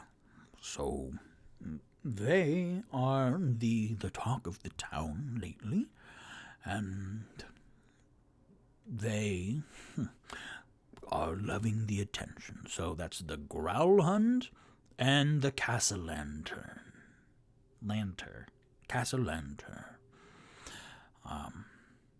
And so then Toot Toot. Well, excellent. We will hear around more about them. What were their names again? Amelia and Victor Castellanter. I want to say Castellantern. So you know what? I fucked up names before. Castellantern, because that's fun. Amelia and Victor Castellantern and Yala and Orund Grolhund. Yes, those are at the beginning of Fleet's Wake. Then Seaward in particular are most excited about them. And do you happen to know where they live? Oh, well, you can ask around for that. It's none of my business, but I've been to their houses multiple times. Then Toot Toot will go, Volo, come on.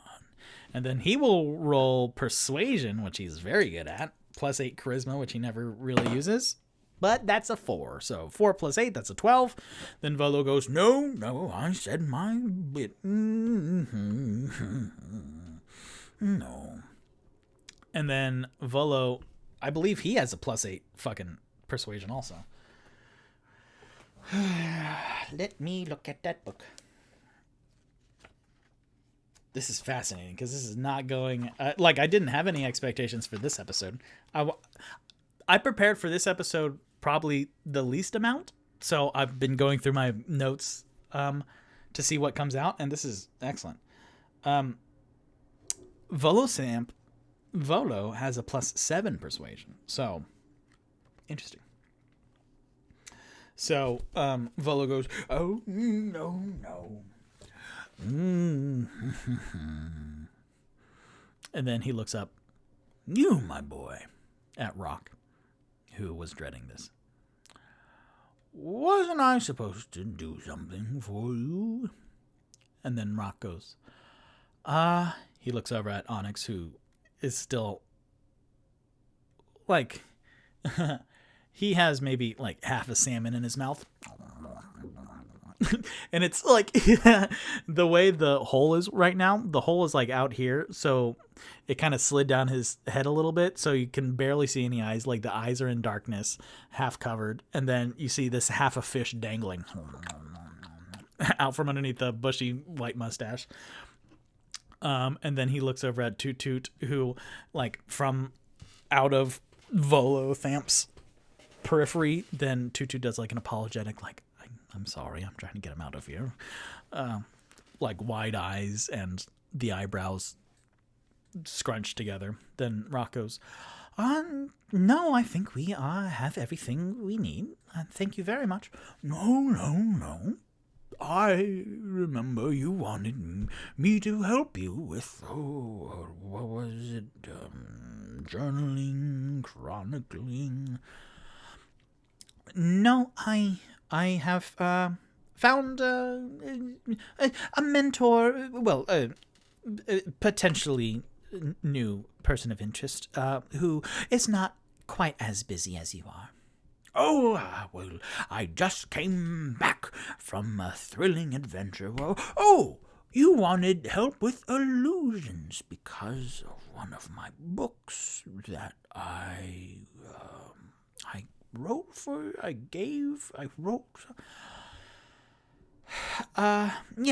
But Rox is trying to come up with stuff.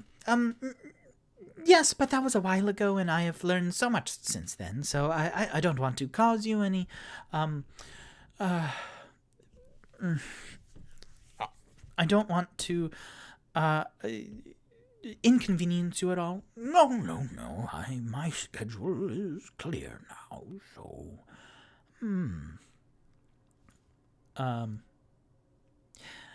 Then Rock with the deception roll now. Ooh, interesting. Maybe you are talking about the God damn it. I'm looking at the character sheet and Rock has a stupid, dumb saddle that Victor hates. but it gives him AC. But the saddle, because it's goofy and big. Oh, I forgot the saddle. Well, it was winter clothes. Anyways, he has a saddle as protection covering his chest, but mechanically, my DM for Rock gave him disadvantage on charisma checks. So he's squirrely in his seat right now, and he's kind of messing with the saddle underneath, like, his layers, just as like a nervous tick. And then he will use a deception roll for saying the following, and then I'll roll afterwards. For books you might have figured out that I... Sorry, hold on a second.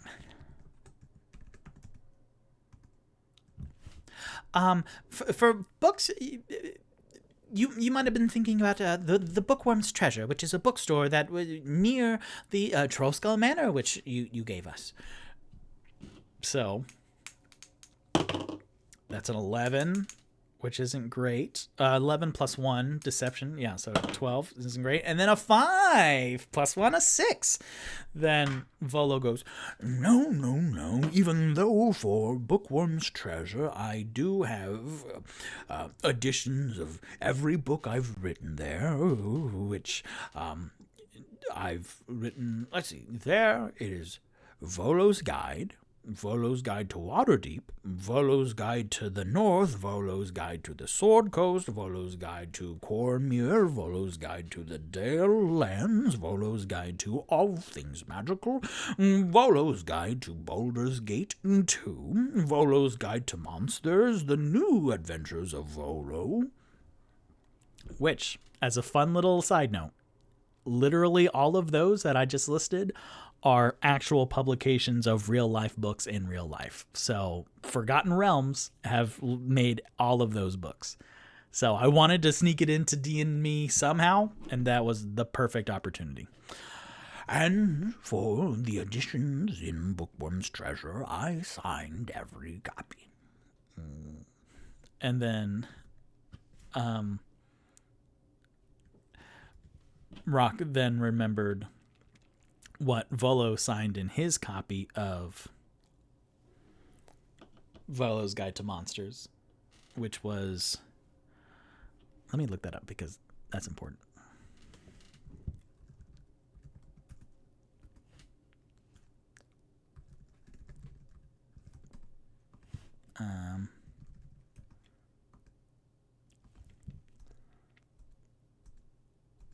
Not in there.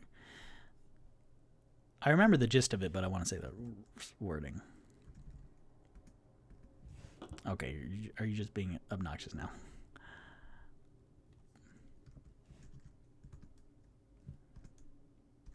Okay, well, the gist of it was like, may all your adventures be successful and all of the monsters benevolent. And then Rock remembered that and defeated. Then Rock goes, yes, it was that you did illusions of inanimate objects, which I've never heard before. So I asked you if you could help train me. That's right. I remember now. Well, if you would like to still do that, we should set up a time, because training needs attention.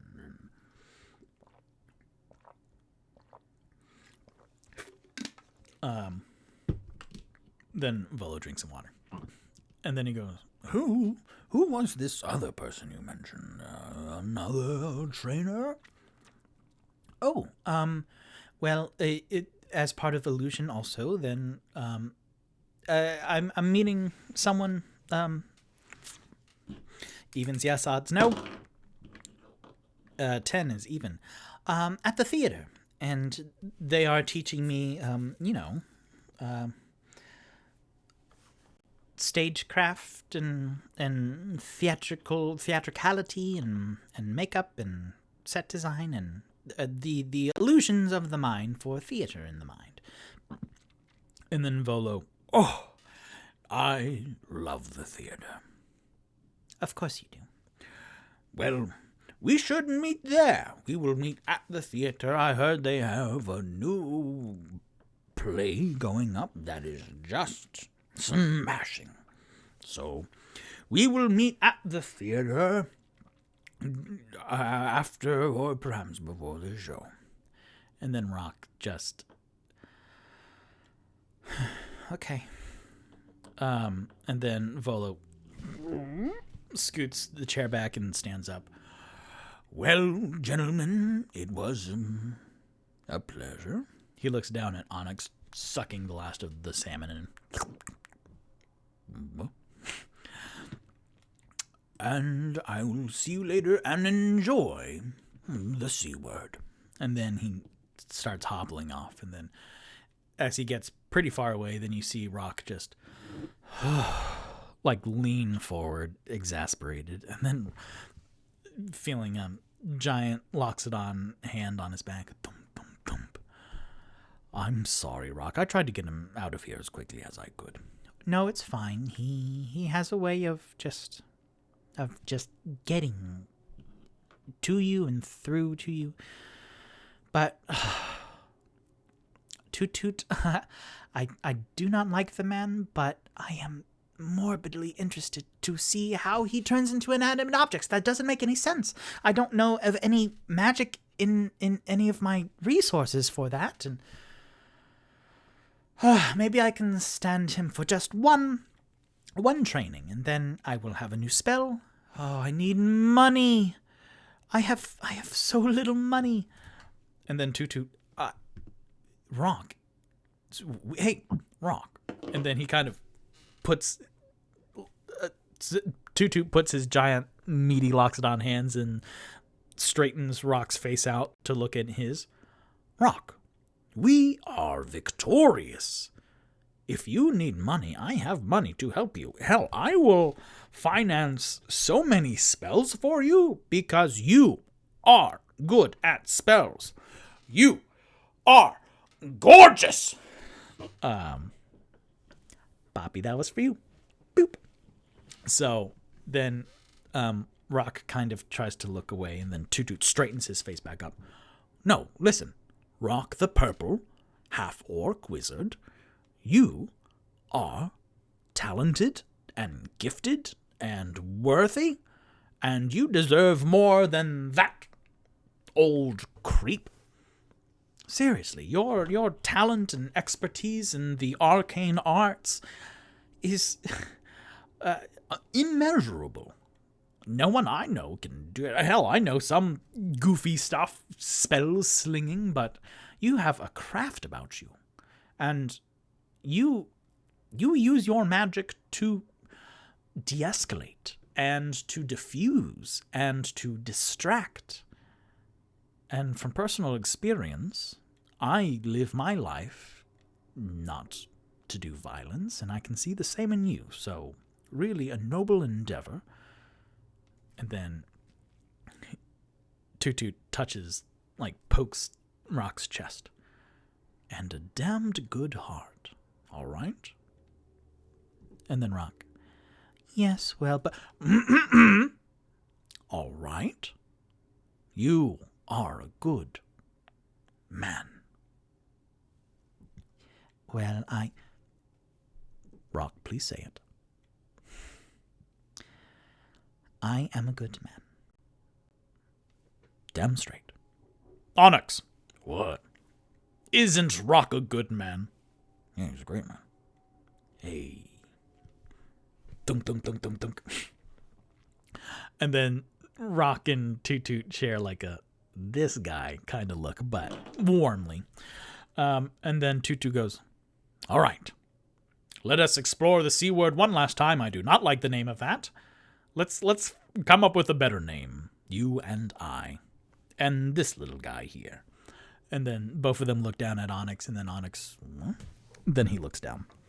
Oh, the pigeon? Oh, Onyx, you fucking hoot. So, as we get into the evening, man, we flew by this, Shay 21. Let's do another round of rolls. D&Medias. Onyx roll a 16. Hot dog. Plus, what was it, 1? +2, so an 18.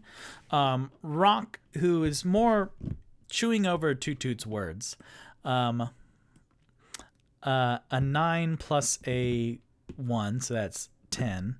So 16, a 10. And then Toot Toot will roll for perception with a natural 1. So really riding high on his words of affirmation that he just gave. Then Toot Toot kind of looking around, but also feeling really good in giving Rock a pep talk. And then also thinking later on how they're going to deal with Volo at the theater. Fuck.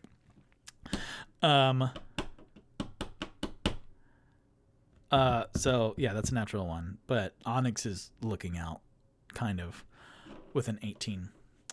Then for my chat, 834, are we rolling for cookies? Man, if only. Cookie.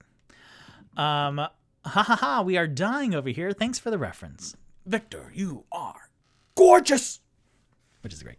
Keep rolling, wah. Yeah. I also, editing back through the podcast and stuff, I really love that I roll with my right hand, which has my grandfather's ring on it, because how satisfying is that noise? That's a very satisfying noise.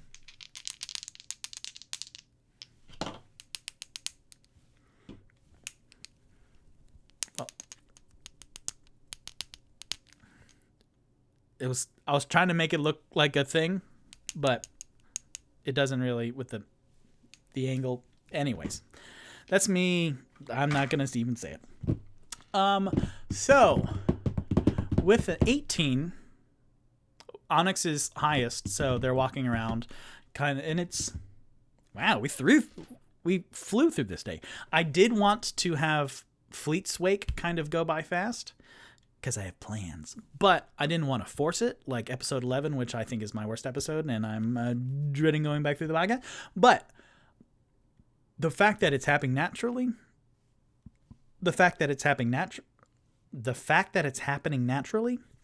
I'm quite pleased. So with this day, oh man, and that'll hurry up Tipsy's reading. But let's say it's like 5. They spent the whole day in the Sea Ward, which earned its title yet again. Then Toot Toot and Rock, being significantly taller than Onyx, are like pointing over the crowds and going, oh, so the House of Wonders and stuff, Temple of Beauty. And then Onyx goes, Hey, there it is. and then he points over to a small placard that could have been easily missed, and it says Plaza Groland, which the spelling of it is Gralhund. So that is the name of the other. So one of the two noble families, Casa Lantern, and then the Grolhund. So they accidentally stumbled onto the Grolhund place. And then he goes, Yeah, there it is. What were you saying about that? Onyx, you son of a bitch. That's exactly what we needed to find. Let us... Okay, Plaza Grolhund. So let's look around and not be suspicious. Don't be suspicious. Don't be suspicious. Don't be suspicious. Don't be suspicious. Don't be suspicious. Don't be suspicious. Don't be suspicious. Don't be suspicious.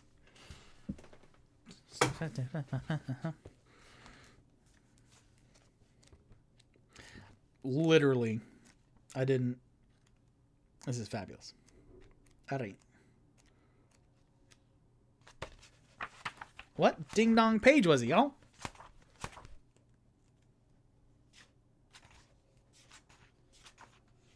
Oh, I think it's after this. Can you see any spoilers? Okay.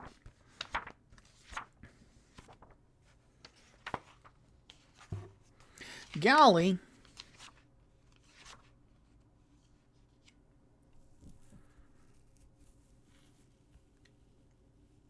Cool. That'll be some reading for Victor later. But they were rolling perception, so now they will because I don't want them to roll the same thing all the time, because that's boring. I will... Okay. Seaward. And then bouncy blueberries. So Toot Toot says, okay, so this is the Plaza Growl Hunt. Do we look around?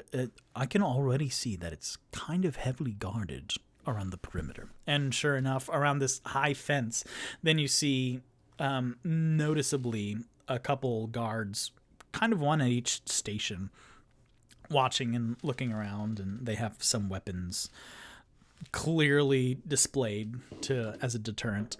And then Toot Toot asks, how do we want to go about doing this? And then Onyx says, We just go in. No. Rock, what is your suggestion? And then Rock goes, well, perhaps we rock around, rock around the treetops. We rock around the treetops tonight. Broad daylight. We're going to rock around the clock tonight. Boy, howdy. I'm still frazzled with the Volo Themp meeting, so Toot Toot, maybe you can sing that for us later. I would be happy to. But you were saying, you were stuttering and sputtering. Yes, I think that we could walk around.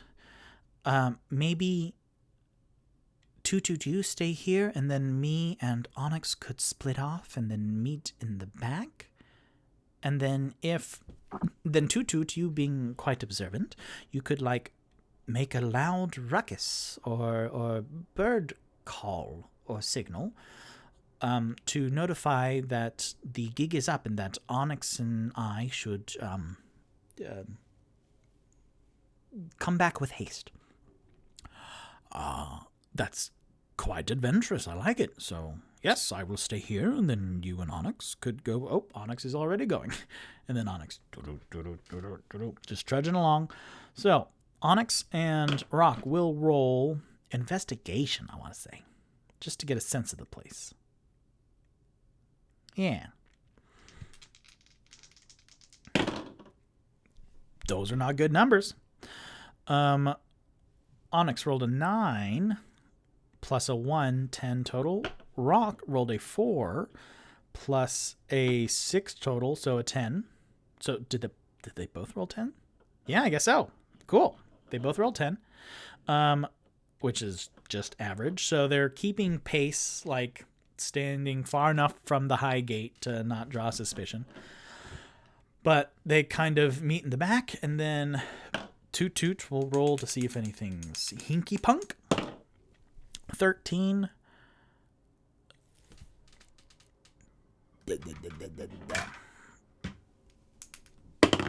Balls.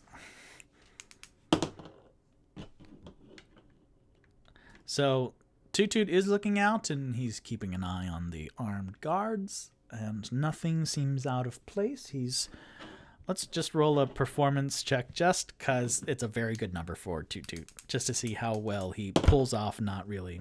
Okay, with a 15 plus 8, a 23, then he is just leaning up against a wall. He has a lot of coins, so he takes one of the coins, a gold piece, to fit in with the C ward, and he flips it in the air and then catches it just nonchalantly. Ka-ching, ka-ching, ka-ching. And he looks as cool as a cucumber. So then Rock and Onyx are walking, keeping distance from the high gates, and with 10s all around, then they can see, investigation-wise, that there are a couple entrances, but they're being guarded here in the late afternoon, early evening. That it's kind of like the White House, where there are sprawling lawns on the inside of this property, and a couple big houses, and a biggish building far away from the main houses, and that might be closer to the fences, which might be a stable or something that they can tell, because the gate also opens into it. and then they meet in the back.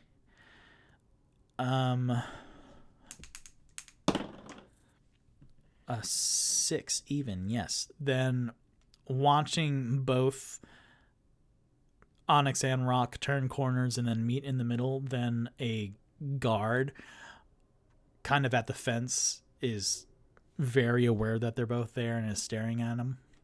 And they're in the middle of a public street, but there is kind of the like a unspoken, I'm very much keeping my eye on you to them. And so both of them will roll performance to see how well they can act nonchalant. Oh boy, Rock, you hilarious. Onyx rolled an 11 plus Onyx's charisma is -1, so that 11 turns into a 10. And then Rock rolled a 5, but +1, 6, which is very low. But he also has disadvantage because of that saddle that I need to burn, because that's a natural 1. So Onyx is baby, your dad do. And then Rock is just like he's very aware of all his movements right now, and he goes to take a step forward and then thinks that's a very aggressive thing to do to the fence, and then he steps backwards, but then he also doesn't want to look like he's retreating, and then he's realizing he's making a lot of eye contact, and then his one leg is still like up in the air, so he's standing on one foot and staring at the guard, and he's going, I am nonchalant. And then you hear in the back, caw, caw. Because Toot Toot's like, oh, nope, that's bad. Even though technically Toot Toot is on the other side of this like property, this sprawling property, but for comedic purposes. And so then still with one leg up, then Onyx looks over to Rock and kind of elbows him. And then Rock looks down. Oh, yes. And then he lowers his leg. And then the guard like is staring bewildered at this. And then he starts stepping closer, and then he's actually drawing the string of the crossbow back, and then they both split. So, do they need to roll to get out of there? Like, it's a public street still, but that was very suspicious.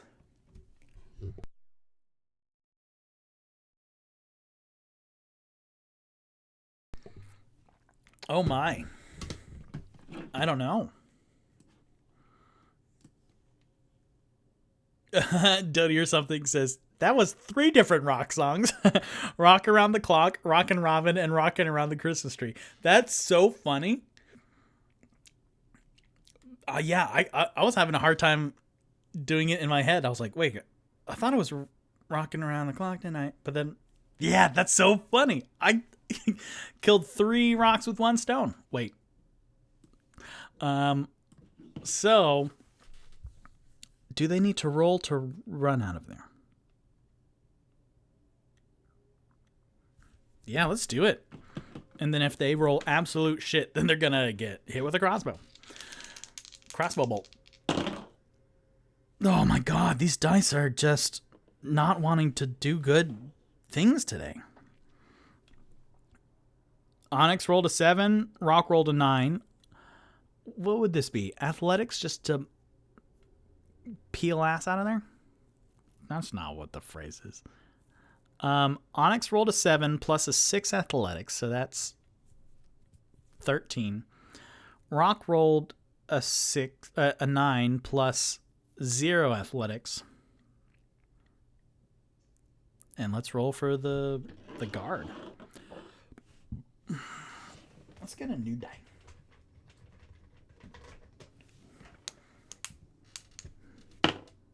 Okay, so the guard only rolled a 9.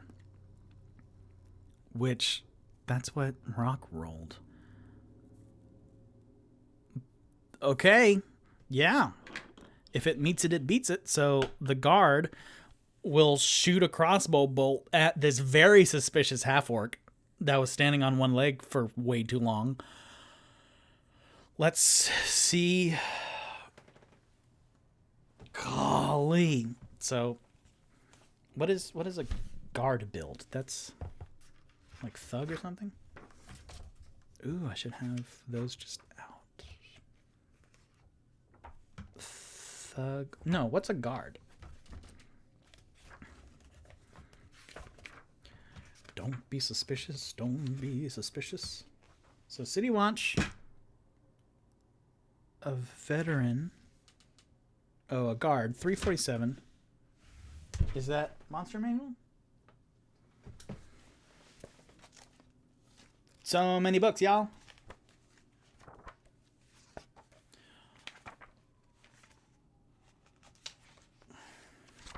Golly. Sorry. Almost done. Almost there. Almost there. Guard.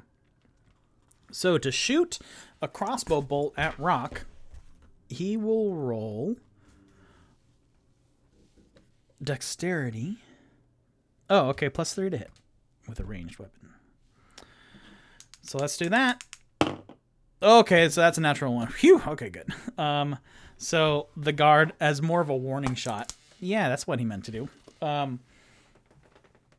Rock kind of does the cartoon standing in one spot, and then your legs go to like charge up your run, and then the arrow, the crossbow bolt, thump into the ground, kind of far away. It wasn't the guard's best shot, but with that extra push, then Rock goes, oh, and then runs kind of off and away. And then they meet Toot Toot back, and then Toot Toot goes, what happened? What happened? Rock did really bad. So it's a very big place, palatial, lots of lawns, and very guarded. A guard shot at me. A guard did what now? He missed, but also it wasn't his best roll, and it wasn't my best roll. So I never roll for Arcana. I have a +6 in Arcana and in History and in Religion. I never roll in those. I have to roll Athletics and God's damned Charisma, which... Ugh. And then he kind of like angrily throws the saddle away from him, but the saddle is still kind of tied around his neck, so it whoop, boom, falls back onto him. I need to find more armor, but I do have mage armor and stuff. But that causes this spell. Can we go home? Then Tutu goes, yeah, of course. What a day. What a day here in the Sea Ward. First day of spring. And then, do I have a fun little epilogue or anything? Because it's 9:17 now, but I want to leave y'all with something to chew on. Rock Around the Clock, Rockin' Robin, and Rockin' Around the Christmas Tree. That's hilarious. I can't wait to watch that back.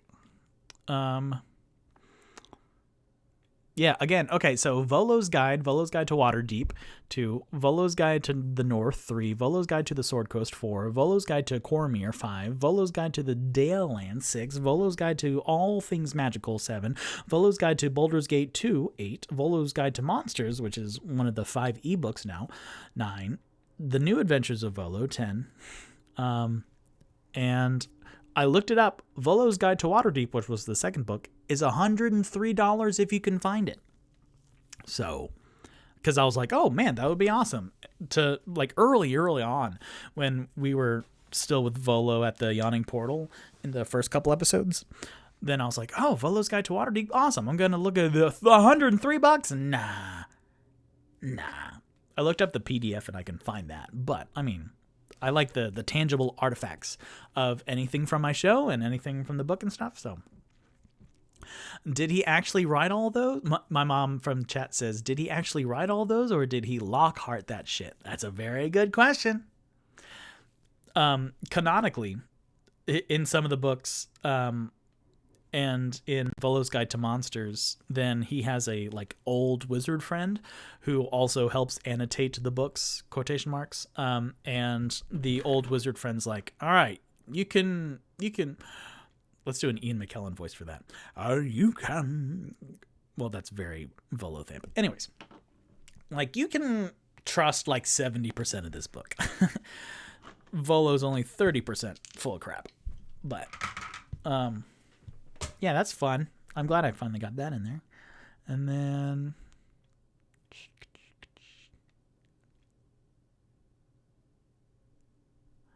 just looking through my notes. No, I don't really think. Is there anything? Mom in the chat says, a ghost rider? Because ghosts are real in this. So we will end with a little short epilogue where Tipsy, he spent the whole day reading. Is Tipsy done reading? Okay, great. Yeah, great. So Tipsy spent the whole day reading mostly of the manual of quickness of Ready of Action. And, you know, more and more of Play Witch magazine than he probably should have. But at the end of the day, then it's like evening outside where the sky is turning the colors of the evening. And Tipsy is sitting at the edge of his bed and his door is open. And he is staring into the hallway where it's still very much Fade forest up here. So in the hallways of the upper floors, then leaf with chalk colored in the walls to look like this Feywild forest. So it's trees of spectacular colors and beasts and shapes and hidden eyes and shadows and silhouettes and spires and oil rainbow colored skies. But Tipsy is looking at the new edition that Leaf recently did, which is this giant rat. So it's like maybe 4 feet tall and wide, and it's kind of a mix between like a scary dire rat and almost like a tribute to Waddles. But Leaf, it's kind of almost actually like looking at a Frida Kahlo painting where it's kind of unsettling, but you can almost see like some care and warmth into it, but it's still kind of upsetting and unsettling to look at. And Tipsy's just staring at this art, this big rat in the hallway. And the camera cuts from like a wide to Tipsy, then a wide to out of Tipsy's open door to his room into the hallway at the wall, and then cut back to Tipsy, and it's a little bit more cropped in, almost Ferris Bueller's Day Off, but there's concern, and this, you can see Tipsy's gears turning in his head as the camera cuts closer to the chalk drawing, then closer to Tipsy. And he tilts his head over to one side, cuts to closer to the chalk drawing, cuts closer to Tipsy. And then you see him nod once in resolution. And then cut to black. Interesting. All very interesting. Cool. That was a fun little fluid episode of whatever happens. Thank you very much for watching. I'm Victor Rivera, and this is D&Me, where I play Dungeons and Dragons by myself. I stream Wednesday nights on Twitch at 7 p.m. Eastern Standard Time, and I upload the video the following morning, Thursdays, on my YouTube page. Today's show will be up tomorrow, Thursday, 10th, March 10th. And then next week's episode will be live Wednesday, 16th, March 16th. I need to say the month. You can find me on Twitch, YouTube, Facebook, Instagram, Twitter, and in podcast form and a bunch of other stuff. Where on my Linktree, linktr.ee/DnMeAdventures, and like Gnome, like that. that tree. Poke, poke, poke, poke. The pear tree back there. And Spanish mustache. Eventually, I'm going to do the thing. March 10th, which is Mario Day. Mario. That's tomorrow. Because, yeah, M-A-R and then 10 looks like I-O. Bunch of other stuff. Where? My link tree. I rolled to see which of my characters gives tonight's outro. Last week was Toot Toot, so today I will roll between Tipsy is 1, Onyx is 2, Rock is 3, Tipsy is 4, Onyx is 5, Rock is 6. 2, Onyx. Dunk, dunk, dunk, dunk, dunk, dunk. Dunk, dunk, dunk, dunk, dunk. He's just hitting the gazer helmet. Dunk, dunk, dunk. Dunk, dunk. And I got this tusk, and I got the Onyx. Yeah. Dunk, dunk, dunk, dunk. Good night. Dunk, dunk, dunk, dunk.